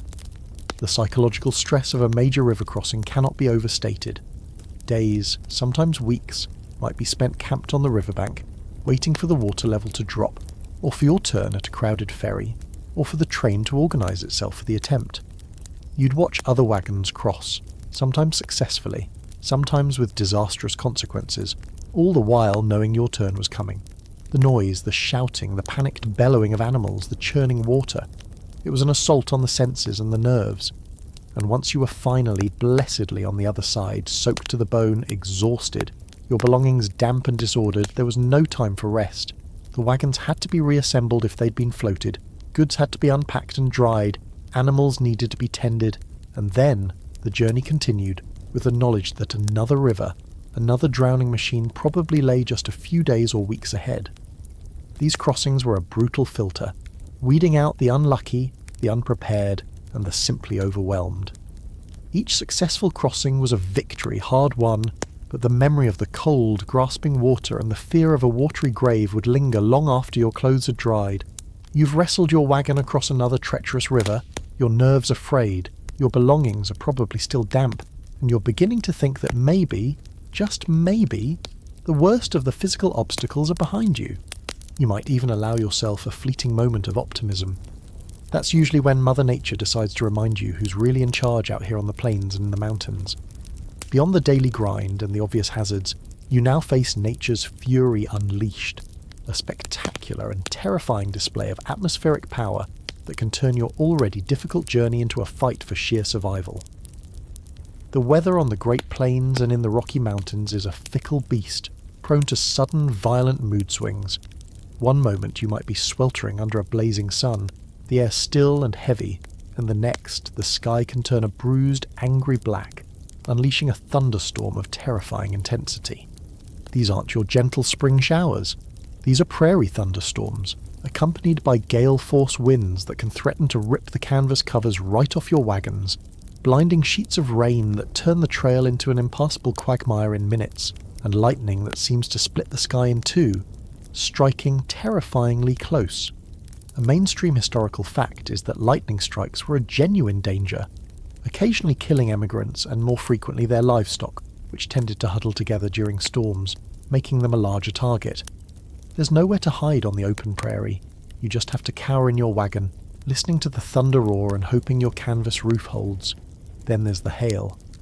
Prairie hailstorms can be incredibly violent, producing hailstones ranging from the size of peas to grapefruits, or even larger. Imagine being pelted with chunks of ice falling from the sky at high velocity. It's painful, it's damaging, and it's utterly terrifying. Hailstones could injure or kill animals, shred wagon covers to ribbons, and leave emigrants bruised and battered. You'd try to protect your head with whatever was at hand, a cook pot, a thick blanket, and hope the storm passed quickly. The aftermath of a severe hailstorm was a scene of devastation. Tattered canvas, injured livestock, and a landscape covered in a layer of icy marbles. Well, on the bright side, you might quip, nursing a lump on your head, we won't need to chip ice for the lukewarm lemonade tonight. Nobody laughs. Prairie fires were another terrifying threat, especially during dry seasons. A spark from a carelessly tended campfire, a lightning strike in dry grass, or even a deliberately set fire, though motivations for this were complex and varied, could ignite the vast grasslands, creating an inferno that moved with terrifying speed, driven by the prairie winds. The sight of a towering wall of smoke and flame racing towards your wagon train was the stuff of nightmares. Your only defence was to try and outrun it, if possible, or to find a recently burned area or wide river to act as a firebreak. Sometimes, emigrants would desperately try to set backfires, intentionally burning a patch of grass ahead of the main fire to create a barrier, a dangerous and often unpredictable tactic. The heat, the smoke, the panic of the animals, the desperate rush to escape, a prairie fire was a true vision of hell on earth. And just when you think you've experienced the worst of the heat and storms, the trail can throw a sudden unseasonable cold snap or blizzard at you, especially as you gain elevation heading into the mountains, or if you're travelling late in the season. One day, you might be dealing with oppressive heat, and the next, you could be battling freezing winds and unexpected snowfall. This was particularly dangerous for those who were caught unprepared, with inadequate clothing or insufficient fuel. Animals, already weakened by the journey, could succumb quickly to the cold. Emigrants could suffer from frostbite or hypothermia. A sudden mountain blizzard could trap a wagon train for days, depleting precious food supplies and turning the hopeful journey into a desperate fight for survival. Remember the Donner Party? Their tragic fate was sealed in large part by being caught by early, heavy snows in the Sierra Nevada. Historians still argue about the relative impact of these different weather phenomena on the overall success or failure of wagon trains. While a single thunderstorm might cause temporary delays and discomfort, a sustained drought, a major prairie fire, or an early blizzard could have far more devastating and long-lasting consequences, potentially halting a train entirely or forcing it to make desperate choices. The unpredictability was a key factor. You simply never knew what the next day's weather might bring. A quirky, or perhaps just miserably relatable tidbit is how emigrants tried to cope with the sheer discomfort of it all. When it was hot and dusty, they'd wrap wet cloths around their faces or try to rig makeshift sunshades on their wagons. When it was cold, they'd huddle together for warmth, wear every layer of clothing they possessed, and jealously guard the meagre warmth of the campfire. There are accounts of people sleeping with their water kegs in their wagons during cold snaps to try and prevent the water from freezing solid. The ingenuity born of desperation is a recurring theme. You might find yourself debating the merits of using your last clean shirt as a dust mask versus saving it for the unlikely event of meeting someone important in the next 500 miles. The psychological impact of this constant battle against the elements was significant. It added another layer of stress and uncertainty to an already overburdened existence. You'd scan the horizon not just for water or forage, but for the telltale signs of an approaching storm. Every sunrise was a question mark. Would it be a day of oppressive heat, or bone-chilling cold, or violent storms? This relentless exposure to nature's raw power could be awe-inspiring at times, but more often it was simply exhausting and frightening. It chipped away at your resolve, making the distant dream of Oregon seem even further away, hidden behind a veil of dust, smoke, or snow. You're not just a traveller, you're a tiny, insignificant speck at the mercy of vast, impersonal forces, and those forces seem to enjoy playing rough. You've battled storms, crossed rivers, and somehow kept your rickety wagon moving, all while dreaming of the supposedly empty lands of Oregon. But the lands you're crossing aren't empty at all. They are the ancestral homes, hunting grounds, and sacred territories of numerous Native American tribes. Your encounters with these indigenous peoples will be a defining feature of your journey, and they will be far more complex and varied than the simple, hostile caricatures often portrayed in later fiction. This is where you confront native realities, not myths. First, let's dispel a major misconception, largely fueled by dime novels and Hollywood westerns. The idea that wagon trains were under constant, unrelenting attack from savage Indians. While conflicts and violent encounters certainly did occur, a mainstream historical fact is that peaceful trade and wary coexistence were far more common interactions than outright warfare, especially in the earlier years of the Oregon Trail. Most tribes were initially more curious, or perhaps cautiously opportunistic, than inherently hostile towards the first waves of emigrants. They often saw the wagon trains as a potential source of trade goods, tobacco, tools, cloth, beads, in exchange for food, guidance, or safe passage. You'll encounter a variety of tribes as you move west: the Pawnee, Sioux, Lakota, Dakota, Nakota, Cheyenne, Arapaho, Shoshone, Bannock, Cayuse, Nez Perce, and many others, each with their own distinct cultures, languages, and relationships with the land and with other tribes. Your preconceived notions, likely shaped by sensationalized newspaper accounts or frontier gossip back east, will quickly be challenged by the reality on the ground. You might expect to see war-painted warriors behind every bluff, but instead, you're more likely to encounter a family group looking to trade, or a hunting party observing your strange procession from a distance. That's not to say there was no danger. As the numbers of emigrants swelled year after year, the impact on the land and its resources became undeniable. Wagon trains depleted grazing areas, scared away game, and consumed timber and water resources. This increasing pressure inevitably led to friction, and, at times, conflict. Some tribes, understandably, began to resent the intrusion and the disruption to their way of life. Petty theft of livestock or goods from the wagons could occur, sometimes out of desperation, sometimes as a form of resistance or to exact a toll for passage through their lands. These incidents, while often minor, could easily escalate if mishandled by nervous or aggressive emigrants. A stolen horse could lead to a panicked volley of gunfire, which could in turn lead to retaliation. The emigrants themselves were a mixed bag. Some were fearful and trigger-happy, viewing any Native American with suspicion and hostility. Others were more open-minded, curious, and willing to engage in peaceful trade and interaction. Your own attitudes and actions, and those of your fellow travellers, will significantly shape the nature of your encounters.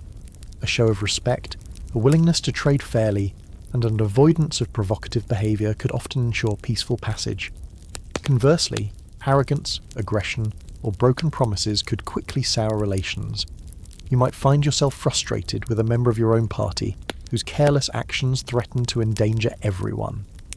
For heaven's sake, Jedediah, stop trying to trade your broken harmonica for their chief's war bonnet. You're going to get us all killed. Historians still argue about the primary drivers of conflict between emigrants and Native Americans on the trail. Was it primarily resource competition? Was it cultural misunderstanding and prejudice? Or was it a more calculated resistance by tribes seeing their lands and way of life irrevocably altered? The answer is likely a complex combination of all these factors, varying by time, location, and the specific tribes and emigrant groups involved. It's important to remember that Native Americans were not a monolithic entity. Different tribes had different policies and attitudes towards the emigrants, and these could change over time. One quirky or fringe tidbit relates to the intense curiosity that often characterized initial encounters. Native Americans were fascinated by the emigrants' wagons, their clothing, their tools, and their strange customs. Emigrants, in turn, were often equally curious about Native American dress, languages, and lifestyles. There are accounts of mutual inspections, with groups of emigrants and Native Americans warily observing each other, sometimes leading to tentative sign language conversations or the exchange of small gifts. Imagine the scene: a group of Lakota warriors, resplendent in their traditional attire, solemnly examining a cast-iron stove that some optimistic pioneer is hauling to Oregon, while the pioneer's children stare wide-eyed at the warriors' feathered headdresses. It's a moment of profound cultural collision, tinged with both apprehension and wonder. You'll also rely on Native Americans for crucial assistance, whether you realise it or not. Many of the trails you follow were originally Native American trade routes. You might trade for essential supplies like fresh meat, fish, or vegetables, a welcome break from your monotonous trail diet.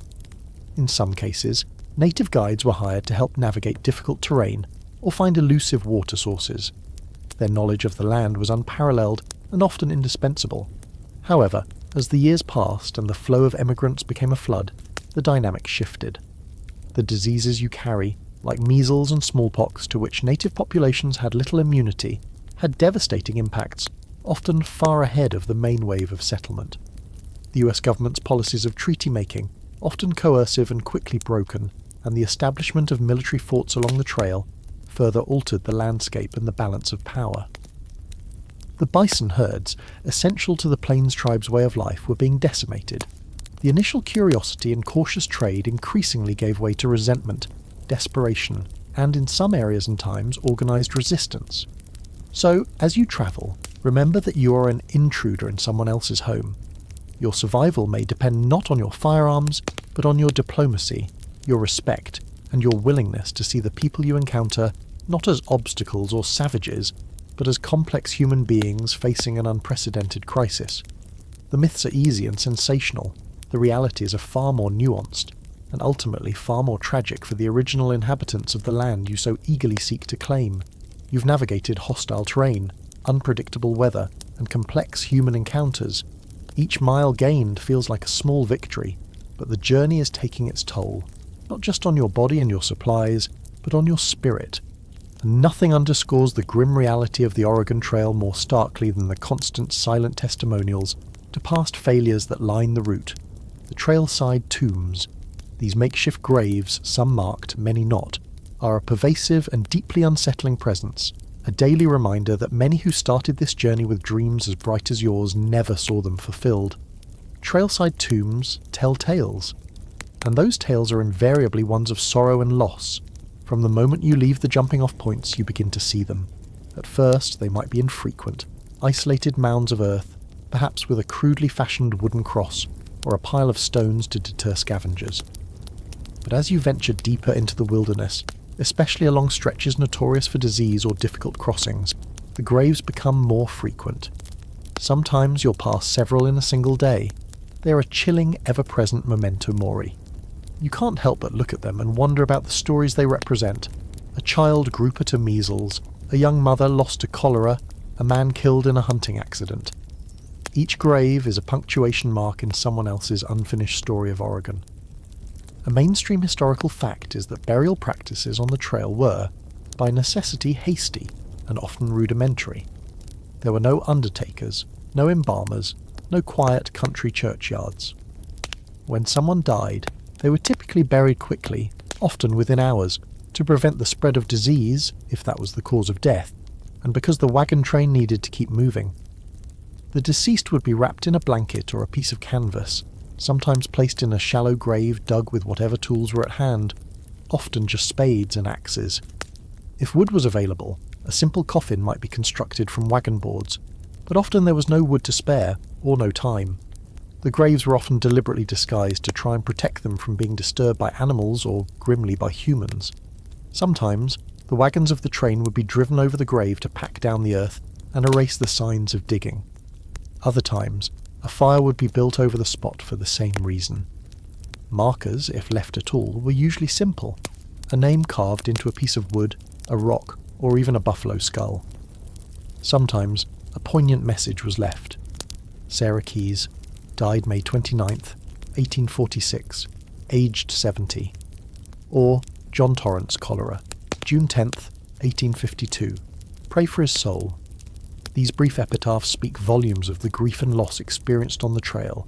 You read them, and a cold knot forms in your stomach. That could be you. That could be your child, your spouse. The sheer number of these graves was staggering.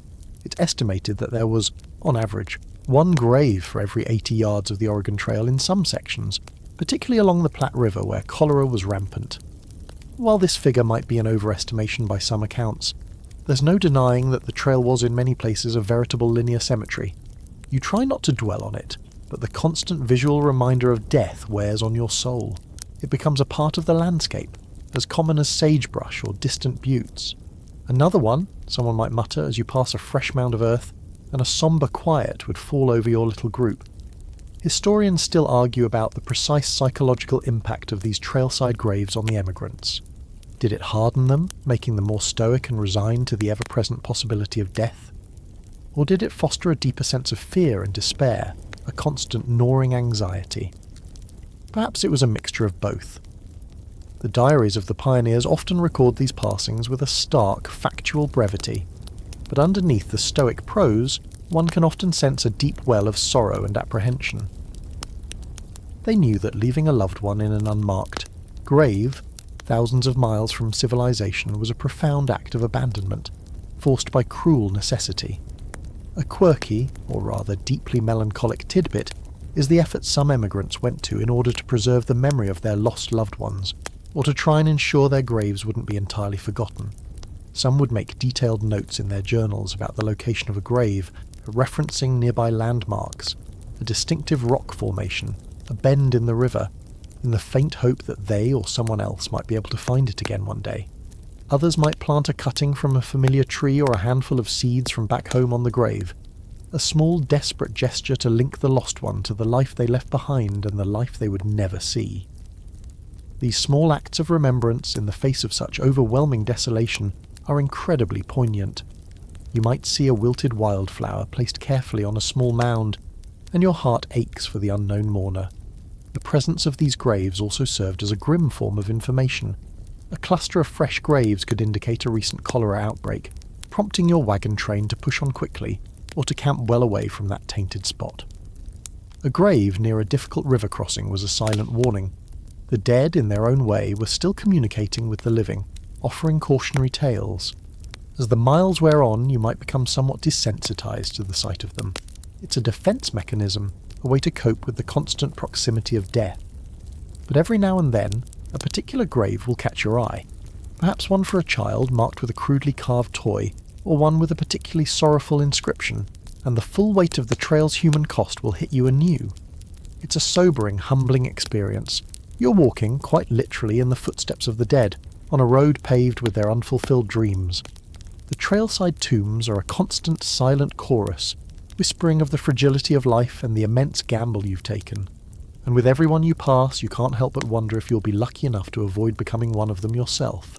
You're navigating a landscape littered with the sorrows of those who came before, trying your best not to join their ranks. The wagon train, for all its discomforts and internal squabbles, has become your lifeline, a small moving island of humanity in a vast and indifferent wilderness. The thought of being separated from it, of facing this immensity alone, is a terrifying prospect. Getting lost or being deliberately left behind means almost certain doom. This isn't a casual stroll where you can just catch the next bus. This is the 19th century, and out here, isolation is a death sentence. It's surprisingly easy to get separated from the train. Perhaps you wander off a little too far in search of game, or to find a private spot for a necessary break, a luxury in itself. Maybe you're lagging behind, your oxen are particularly slow that day, or your wagon suffers a minor breakdown. A loose wheel, a slipping load, and by the time you've fixed it, the main body of the train has disappeared over the horizon, obscured by dust or a line of hills. Panic sets in. The trail, which seemed so clear when you were part of the group, suddenly looks vague and indistinct. Which set of ruts did they follow? Did they turn off towards that distant clump of trees or continue straight ahead? Children are particularly vulnerable. They might wander off chasing a butterfly or exploring a nearby creek, and in the noise and confusion of a moving train, their absence might not be noticed for some time. The frantic search that ensues, the desperate calls of parents echoing across the empty landscape, are heartbreaking. Sometimes, the child is found, tired and scared, but safe. Other times, they are not. The wilderness is vast, and a small child is easily swallowed by it. A mainstream historical fact is that many wagon trains had strict rules about children staying close to the wagons. But in the long, monotonous days, vigilance could lapse with tragic consequences. Being intentionally left behind was a rarer, but even more chilling prospect.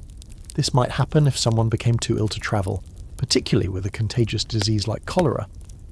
While many trains would halt for a day or two to care for the sick, if the illness persisted and threatened the health of the entire company, a brutal decision might be made.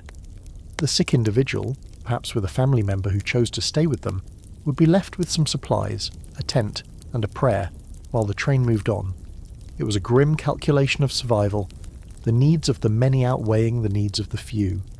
Imagine the desolation of watching the last wagon disappear, knowing you've been abandoned to face your fate alone. Don't worry, we'll send help back from Fort Laramie, they might shout, but you know, and they know, it's an empty promise. Getting lost as a group was also possible, especially if your guide was inexperienced or the trail markers were obscured by weather or time. Taking a wrong turn, following a false trail, could lead you into difficult, waterless country, miles off the established route. The realization that you are lost with dwindling supplies and no clear idea of how to get back on track would be terrifying. The recriminations, the fear, the desperate consultations of crude maps and unreliable compasses. It would be a true test of leadership and group cohesion. Historians still argue about the frequency with which individuals or small groups became permanently lost from wagon trains. Diaries often mention temporary separations and anxious searches, but definitive accounts of those who simply vanished without a trace are, by their nature, hard to come in. However, the fear of it was very real, and it underpinned the discipline and communal rules of most wagon trains. Stray too far, shirk your duties, cause trouble, and you risked not just censure, but the terrifying possibility of being cast out. A quirky, or perhaps just deeply unsettling tidbit is the various methods people used to try and signal their location if they became lost, or to find their way back to the train. They might fire their guns at intervals, hoping the sound would carry. They might build smoky fires. Some accounts tell of people leaving notes weighted down by rocks, or blazing marks on trees, if any trees were available. Others would try to backtrack, looking for familiar landmarks, a process made incredibly difficult in the often featureless prairie or confusing broken terrain of the mountains. You might climb the highest point you can find, your heart pounding, desperately scanning the horizon for the reassuring sight of white canvas wagon tops, only to see an endless expanse of nothing. The feeling of insignificance, of being a tiny lost speck in an overwhelming landscape, would be crushing. If you're alone, or in a very small group, your chances of survival plummet. You have limited food and water. You are more vulnerable to predators, both animal and human. You lack the collective strength and knowledge of the larger group for dealing with emergencies or navigating. The psychological toll of isolation, the fear and despair, can be just as debilitating as hunger or thirst. Every shadow seems to hold a threat. Every unfamiliar sound makes you jump. Your imagination, fueled by anxiety, can conjure all sorts of horrors. The wagon train is your herd. There's safety in numbers, however dysfunctional those numbers might sometimes be. The shared knowledge, the mutual support, the simple companionship. These are essential for survival. To be cut off from that is to be truly adrift. So you stick close, you follow the rules, mostly. You tolerate your annoying neighbours in the next wagon, because the alternative is a solitude so profound, so dangerous, that it's almost unthinkable. You count the wagons ahead of you and behind you, a ritual of reassurance. You listen for the familiar sounds of the train, the creak of wheels, the shouts of the teamsters, the lowing of oxen, and they are, in their own way, a comforting lullaby, warding off the terrifying silence of being utterly and hopelessly alone. Lost and Left Behind is not a chapter you want in your Oregon Trail story. Let's say you've managed to avoid getting lost, shot, drowned, or claimed by cholera, but you've come down with something nasty. Perhaps it's a raging fever, a deeply infected wound from that little oops with the axe, or that summer complaint that's been going around and feels suspiciously like the early stages of something much worse. Your thoughts turn, with a mixture of hope and dread, to the medical expertise available on the wagon train. Prepare to be underwhelmed and possibly horrified. Your 19th century medical options in the form of dubious doctors and desperate cures are often more dangerous than the ailments they purport to treat. First, understand that doctor was a loosely applied term on the frontier. While some wagon trains were fortunate enough to have a formally trained physician among their number, many were not. More often, the designated healer was someone with a bit of practical experience, a chest of vaguely medicinal-looking bottles and powders, or simply a confident bedside manner. This could be a Thompsonian doctor, a follower of Samuel Thompson, who believed all disease stemmed from cold and advocated treatments involving steam baths and potent herbal emetics like lobelia, the puke weed. Or it might be a botanic physician with a bewildering array of herbal remedies, some benign, some actively harmful. Or perhaps it's just Aunt Polly, who has a reputation for her poultices and a stern belief in the curative powers of prayer and castor oil. A mainstream historical fact is that medical licensing and standards were virtually non-existent in many parts of the US at this time, especially on the frontier. Anyone could call themselves a doctor. The medical theories underpinning treatments were often based on ancient humoral pathology. The idea that illness was caused by an imbalance of the four bodily humours: blood, phlegm, yellow bile, and black bile. Therefore, treatments aimed to restore this balance, often through heroic and debilitating measures. Bloodletting was still a common practice for a wide range of ailments, from fevers to inflammation. The theory was that bad blood needed to be removed, so your trailside doctor might whip out a lancet and open a vein, or apply leeches, draining you of precious blood when you're already weakened by illness and malnutrition. It seems counterintuitive, because it absolutely was. Feeling a bit peaky, are we? Let's just drain a pint or two of that vital fluid. You'll be right as rain, or at least significantly paler. Purging and blistering were also popular.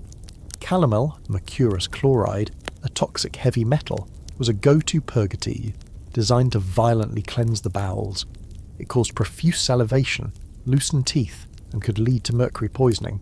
But hey, at least you weren't constipated anymore. Blistering involved applying caustic substances to the skin to create large, painful blisters, under the theory that this would draw out toxins or counter-irritate the illness. Imagine having a throbbing, infected wound, and the doctor decides the best course of action is to create another, even angrier wound right next to it. Fun times, surgical procedures, when absolutely necessary, like for a compound fracture or a deep festering wound, were performed without anaesthesia as we know it. Whiskey or laudanum, an opium tincture, might be given to try and dull the pain, but the patient was usually very much awake and aware. Saws, knives, and probes were often unsterilised, leading to a high risk of post-operative infection, which was frequently fatal. Amputation was a common outcome for severely damaged limbs, a brutal but sometimes life-saving last resort. The surgeon might be the company blacksmith, whose experience with metal and force was deemed sufficient. The screams would be audible throughout the camp. When it came to medications, your options were a colourful and often alarming assortment. Patent medicines were hugely popular, advertised with wild claims and sold in impressive-looking bottles. These concoctions often contained high levels of alcohol, opium, morphine, or even cocaine, which could make you feel temporarily better, or at least pleasantly numb, but did nothing to cure the underlying disease and could lead to addiction. Herbal remedies abounded, some based on traditional Native American knowledge, others on European folk medicine. Willow bark, a natural source of salicylic acid, the precursor to aspirin, might genuinely help with fever and pain. Other remedies, like rattlesnake oil for rheumatism or skunk grease for croup, were more optimistic. Historians still argue about the net effect of 19th century medical interventions. Were patients more likely to survive because of the doctor's care, or in spite of it? Given the prevalence of harmful treatments like bloodletting and mercury poisoning, and the lack of understanding of germ theory, it's a grim debate. Often, the best a doctor could do was provide comfort, reassurance, and perhaps some basic nursing care. Sometimes doing nothing was the safest option.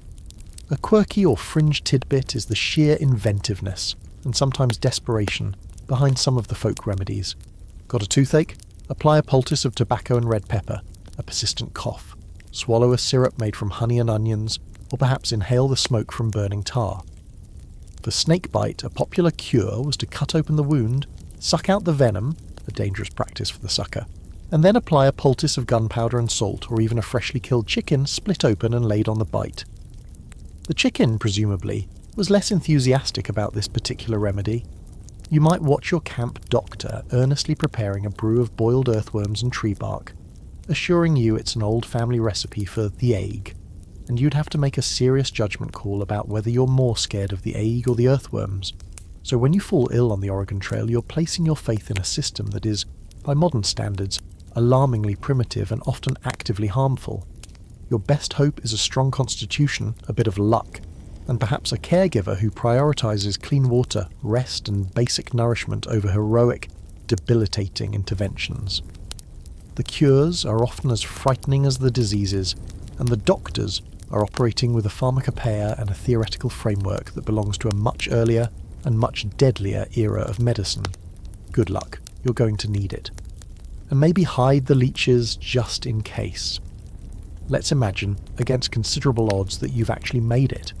You've survived the dubious doctors, the trailside tombs, the drowning machines, the bad water, the worse food, the animal agony, the prairie schooner prison, and the initial chaos. You've dragged your weary bones and your even wearier family across 2,000 miles of unforgiving terrain. You see the lush, green expanse of the Willamette Valley opening before you, just like in those pamphlets that now seem like a distant, almost cruel joke. You've arrived in Oregon. Paradise found, right? Time to kick back, plant a few seeds, and watch your prosperity bloom. Not so fast. Reaching Oregon is just the start of new hardships. Welcome to Beyond the Trail, Homestead Horrors. The dream you were sold was one of fertile land, free for the taking, or nearly so under legislation like the Donation Land Claim Act of 1850, a mainstream historical fact that promised hundreds of acres to settlers, and the land was fertile in many places, but it wasn't empty, cleared, and ready for planting with a charming little cabin already built. What you found was often dense forest that needed to be cleared tree by agonizing tree, or thick prairie sod that had to be broken with back-breaking labour using primitive ploughs. That first year, especially if you arrived late in the season, was often a desperate race against time to erect some kind of shelter, before winter set in, and to get any kind of crop in the ground to see you through until the next harvest. Your first home in Oregon probably isn't the picturesque farmhouse you envisioned. It's more likely a crude, hastily built log cabin, perhaps with a dirt floor, a leaky roof made of shakes or bark, and windows covered with oiled paper or cloth, because glass is a luxury you can't yet afford. Or If timber is scarce in your chosen spot, it might even be a soddy, a house built from bricks of prairie sod, which was surprisingly well insulated but also prone to snakes, insects, and the occasional dirt shower from the ceiling during a hard rain. Honey, did you see where that centipede went? I think it fell in the soup again. Romantic it is not. Clearing the land is a monumental task. Felling massive Douglas firs or wrestling with the deeply rooted prairie grasses requires immense physical exertion day after day. You're using axes, crosscut saws, and sheer muscle power. There are no chainsaws, no bulldozers. Every stump has to be grubbed out or burned. A slow, smoky process. All this while you're still recovering from the rigours of the trail, probably undernourished, and facing the psychological letdown that often comes after achieving a long and difficult goal. The Promised Land looks suspiciously like more hard work, just of a slightly different, more stationary variety. And it's not just the physical labour. You're isolated. Your nearest neighbour might be miles away. The bustling community of the Wagon train, for all its faults, is gone. Now it's just you, your family, and the immense, sometimes intimidating wilderness. Loneliness can be a profound challenge, especially for women who might be accustomed to more social interaction back east. The silence of the forest, broken only by the sounds of your own labour or the cry of an unfamiliar bird, can be unnerving. Obtaining supplies is another major hurdle. The small towns and trading posts in early Oregon are few and far between, and their stock is often limited and expensive. Things you took for granted back home, milled lumber, nails, tools, cloth, coffee, sugar, are now precious commodities that might require a multi-day journey by wagon or boat to acquire. Assuming you have anything to trade for them, you become incredibly resourceful, learning to make do, repair, and improvise. That old skill of whittling might suddenly become very valuable when you need to fashion a new door latch or a set of spoons. Historians still argue about the true economic success rates of early Oregon homesteaders. While some did eventually prosper, establishing productive farms and comfortable lives, many others struggled for years, barely eking out a subsistence living. Crop failures due to unfamiliar climate or pests, accidents, illness, or simply bad luck could quickly derail the dream. The vision of effortless abundance often clashed with the harsh reality of marginal survival. It wasn't uncommon for families to abandon their claims after a few heartbreaking years and try their luck elsewhere, or even, in some cases, to make the arduous journey back east thoroughly disillusioned. A quirky, or perhaps just grimly realistic tidbit about early homesteading life is the sheer monotony and crudeness of the diet, which often wasn't much of an improvement over what you endured on the trail, at least for the first few years. Until your fields are producing consistently, and you've managed to acquire livestock, you might be living on wild game, if you can get it, foraged plants, and whatever meagre supplies you brought with you or can trade for. You might dream of orchards and vegetable gardens, but those take time to establish. In the meantime, it's more salt pork, more cornmeal mush, and an awful lot of hope. You might find yourself developing an unhealthy craving for weevils again, just for a change of texture. And let's not forget the ongoing interactions with the Native American populations whose land you are now occupying. While the Willamette Valley tribes were generally not as militarily powerful as some of the Plains tribes, resentment over land encroachment and broken treaties led to tensions and occasional outbreaks of violence, like the Cayuse War in the late 1840s and early 1850s. So even in paradise, the fear of conflict could still be a background hum to your daily life. The Oregon you finally reach is not the finished product. It's a raw, challenging frontier that demands even more resilience, more labour, and more sacrifice than the trail itself. The journey might be over, but the struggle for survival and success has just entered a new, and in many ways even more demanding phase. That beautiful, sun-drenched valley you dreamed of still requires an immense amount of sweat, toil, and heartbreak to make it your own. Your homestead horrors are just beginning, but at least the wagon isn't bumping along anymore. Small mercies. You've wrestled a rudimentary homestead from the Oregon wilderness, the physical labour's relentless, and the comforts are few. But the challenges aren't just external. The long, arduous journey and the subsequent isolation of frontier life take a profound toll on your psyche. The crushing boredom, the pervasive fear, and the profound loneliness begin to play tricks on your mind. Welcome to the subtle, insidious world of mind games and madness. where your own thoughts can become as formidable an enemy as any physical hardship. Think about the journey itself. Months spent in a state of heightened vigilance, facing constant threats, disease, accidents, starvation, unpredictable weather, potential conflict. Your nervous system has been on high alert for an extended period. Now, even if the immediate life-threatening dangers have somewhat receded on your new homestead, that ingrained anxiety doesn't just switch off. Every unfamiliar sound in the night, every shadow in the woods, can trigger that old fear. Is it a wolf, a bear, a disgruntled neighbour, or just the wind playing tricks on your overactive imagination? Then there's the boredom, a surprisingly potent corrosive. On the trail, while monotonous, the daily routine was driven by the urgent need to make miles. There was always something that had to be done. Now, on your isolated claim, especially during the long, wet Oregon winters when outdoor work is difficult, the days can stretch out with an unnerving sameness. The same few faces, your family, if they're with you, the same limited activities, the same four walls of your crude cabin. Conversation dries up. You've told all your stories, aired all your grievances. The silence can become oppressive, breeding introspection that can easily turn dark. Mainstream historical fact is that cabin fever was a recognised phenomenon, a kind of seasonal affective disorder exacerbated by confinement and lack of stimulation, leading to irritability, depression, and sometimes erratic behaviour. The lack of intellectual and social stimulation is profound.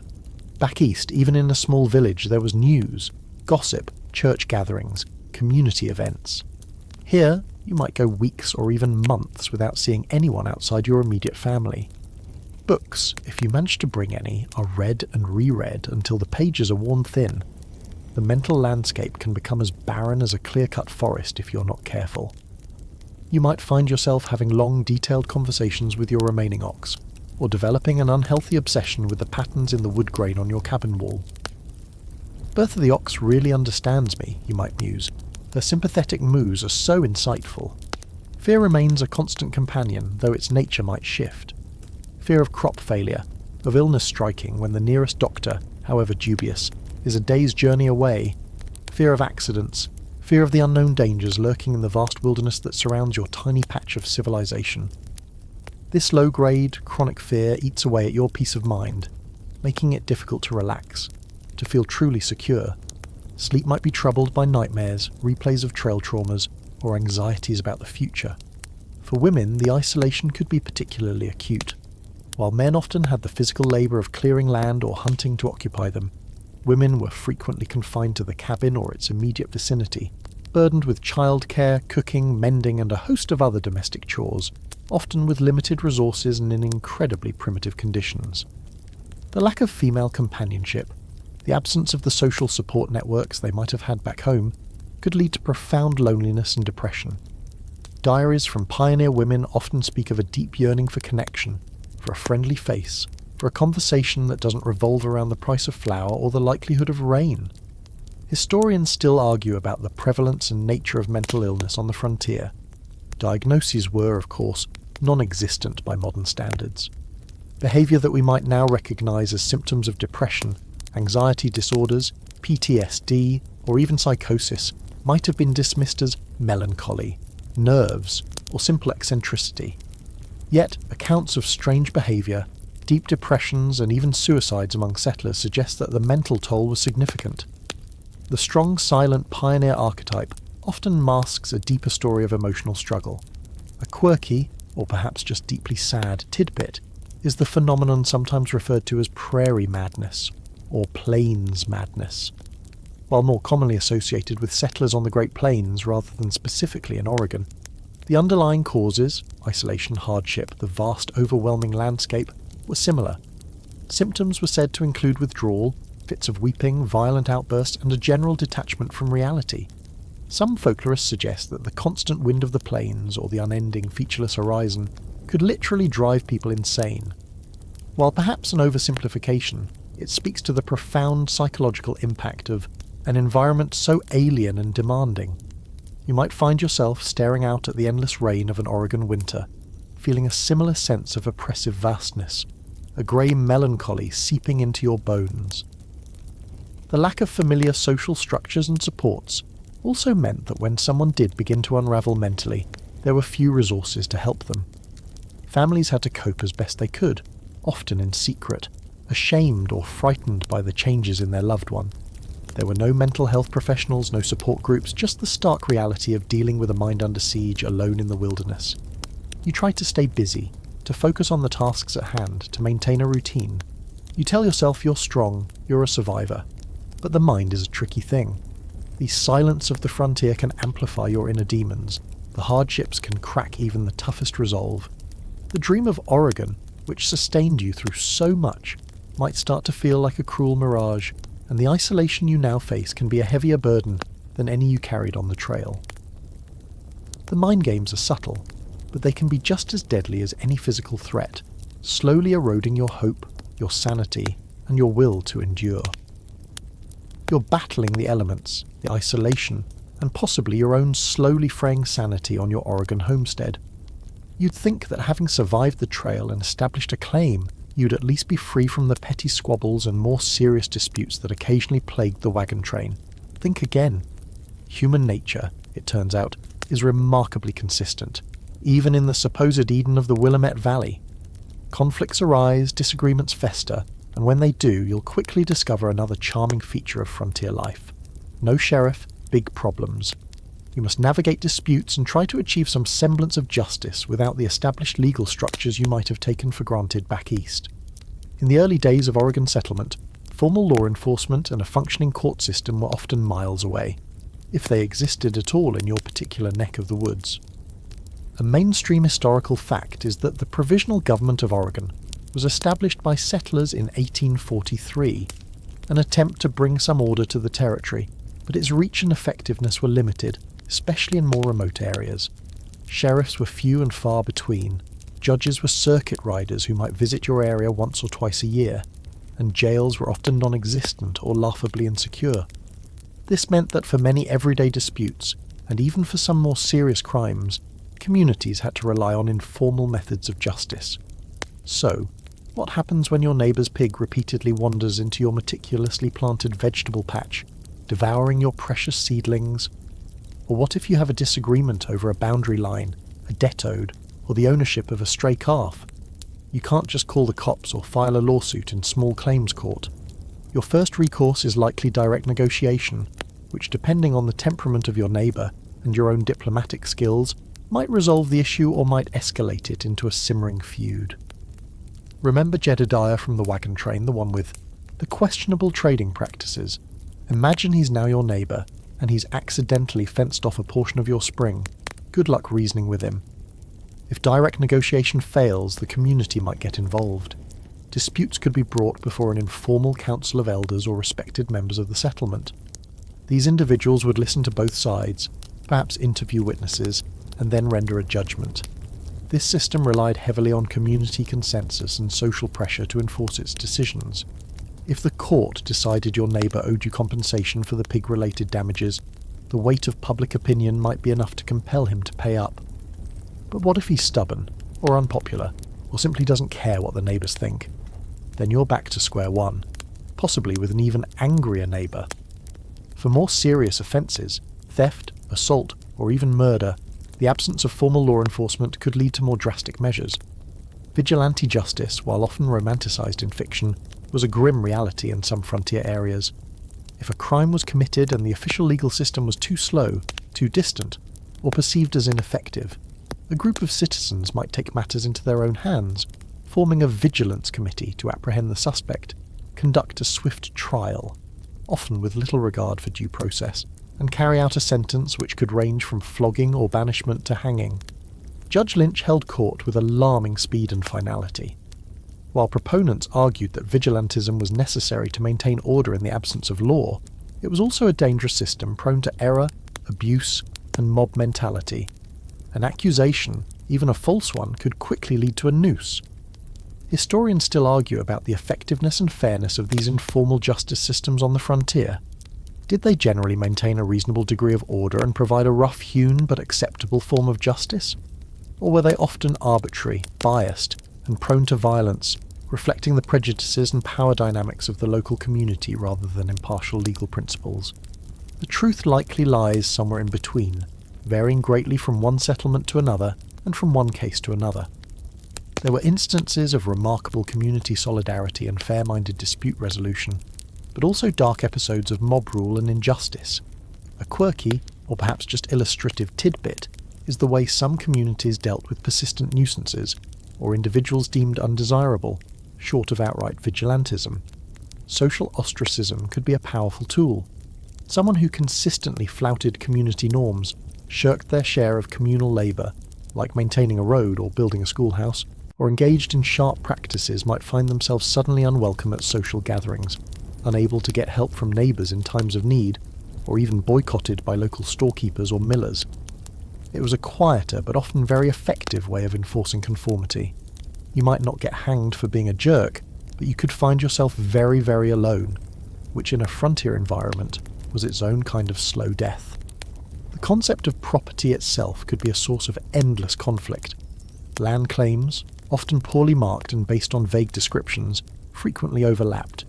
Disputes over water rights, who got to divert water from a shared creek for irrigation, were common and could become incredibly bitter, especially in drier areas or during drought years.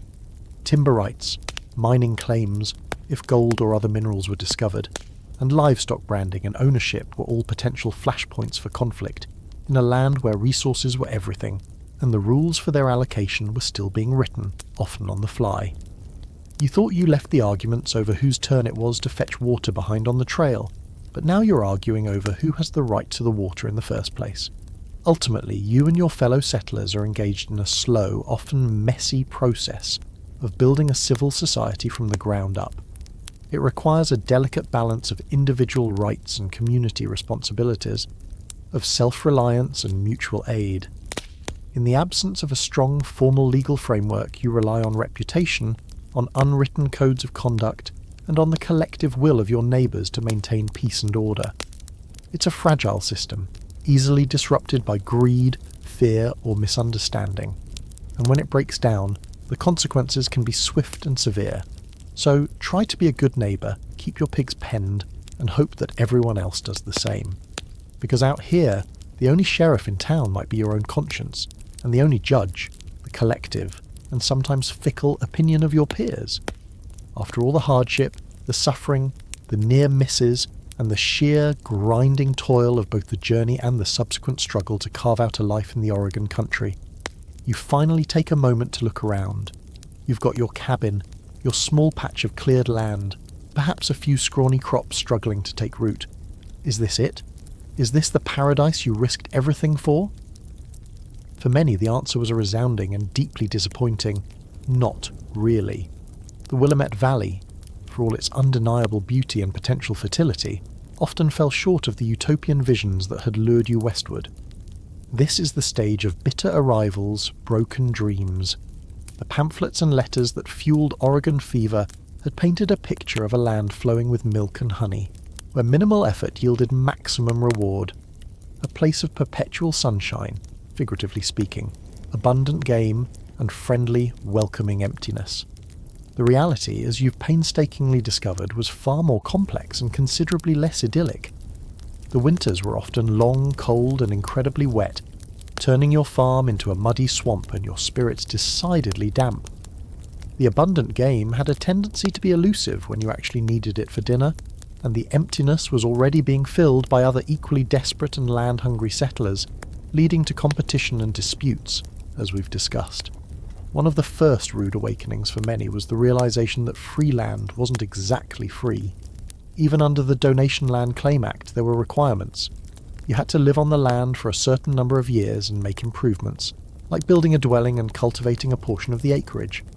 This meant more hard labour, more investment of time and scarce resources, before you could even secure legal title. And improvements cost money, or at least immense effort. That vision of simply sticking a shovel in the ground and watching your fortune sprout was quickly replaced by the reality of calloused hands, aching backs, and the constant anxiety of whether your efforts would be enough.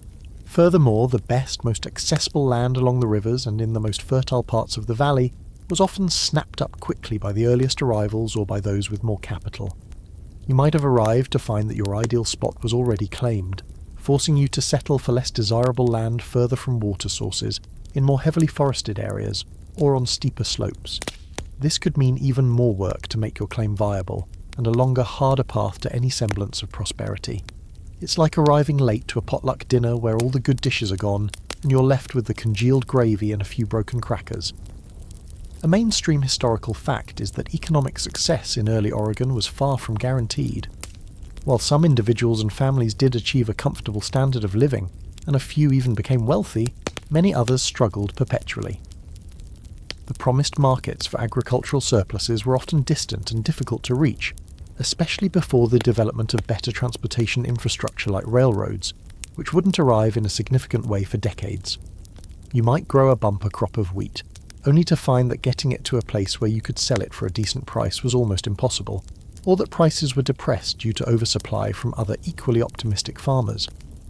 Many early Oregon farmers were essentially subsistence farmers, growing just enough to feed their families, with little left over to trade for other goods, or to improve their circumstances.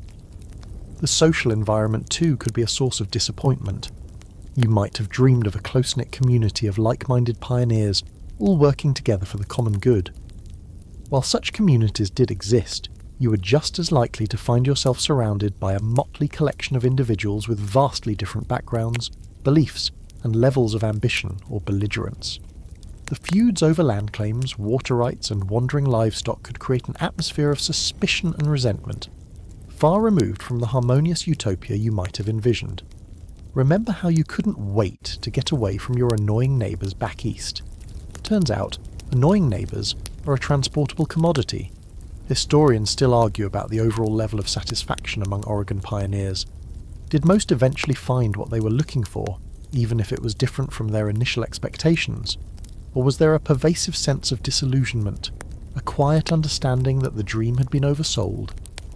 The historical record, through diaries, letters, and reminiscences, shows a wide spectrum of experiences. Some expressed profound contentment with their new lives, emphasizing their independence and the satisfaction of building something from nothing. Others wrote of hardship, loneliness, and a longing for the homes and communities they had left behind. For many, it was likely a mixture of both, a grudging acceptance of the difficult realities, leavened by moments of hope and small triumphs. A quirky, or perhaps just tragically human tidbit, is the way some emigrants clung to the symbols of the life they had imagined, even when those symbols were wildly impractical in their new circumstances. That heavy oak rocking chair, the one you almost abandoned a dozen times on the trail. It might now sit in your tiny, drafty cabin, a testament to your stubborn hope, even if there's barely room to rock in it without hitting a wall or a sleeping child. These small, cherished possessions were anchors to a dream, even as the dream itself was being reshaped by the harsh realities of frontier life. You might polish your grandmother's silver teapot, also miraculously transported, even if you're drinking a Satz coffee made from burnt barley out of a tin cup. The Oregon you found wasn't a prepackaged paradise. It was a raw, challenging, and often unforgiving land that demanded everything you had to give, and then some. The golden promises that had shimmered so brightly from afar now looked a bit tarnished, a bit faded. The dream of a new beginning was still there, perhaps, but it was a harder, grittier, and far more complicated dream than the one you started with. Your arrival was not an end, but the beginning of another long, arduous chapter. The Willamette Valley wasn't a finish line, it was just a different kind of starting line, for a race that would last the rest of your life. And so, as the last echoes of your journey fade, as the dust of the trail finally settles, not into golden fields of effortless bounty, but into the stubborn soil of a hard-won homestead, a sense of quiet settles over you. The sharp edges of the hardships begin to soften, not forgotten, but perhaps integrated into the deeper narrative of your life, a testament to a resilience you never knew you possessed. The ghosts of the trail, the whispers of those who didn't make it, the phantom pains of old struggles, they become a part of the rustling leaves, the sighing wind through the tall firs. The raw, untamed Oregon that greeted you with such a challenging embrace is slowly, almost imperceptibly, yielding to your persistent efforts and to the efforts of thousands like you. The isolation, once so profound, lessens with each new neighbour, each slowly forming track that might one day become a road, each faint rumour of a distant town growing slightly larger. The acute anxieties of daily survival begin to mellow into the chronic, but perhaps more manageable, concerns of building a future, however modest. You find a different kind of beauty now, not in the grand, terrifying vistas of the trail, but in the small, incremental victories, the first successful harvest, the sturdy roof that finally doesn't leak, the quiet satisfaction of a day's hard work completed. The dreams of effortless paradise have been replaced by the more grounded reality of earned sustenance, of a life carved out by your own hands, in a place that, through your very struggle, is becoming home. The path was arduous, the cost immense, but as you sit by your hearth, the fire casting dancing shadows on the rough-hewn walls of your cabin, a deeper peace might begin to settle. The journey has irrevocably changed you, etching its lines onto your face and into your soul, but it has also forged you. Let the sounds of the Oregon night, the distant call of an owl, the gentle patter of rain on the roof, lull you into a well-deserved rest. The trail is behind you now, and perhaps, just perhaps, some version of that dream, weathered and worn but still recognizable, is finally within your grasp.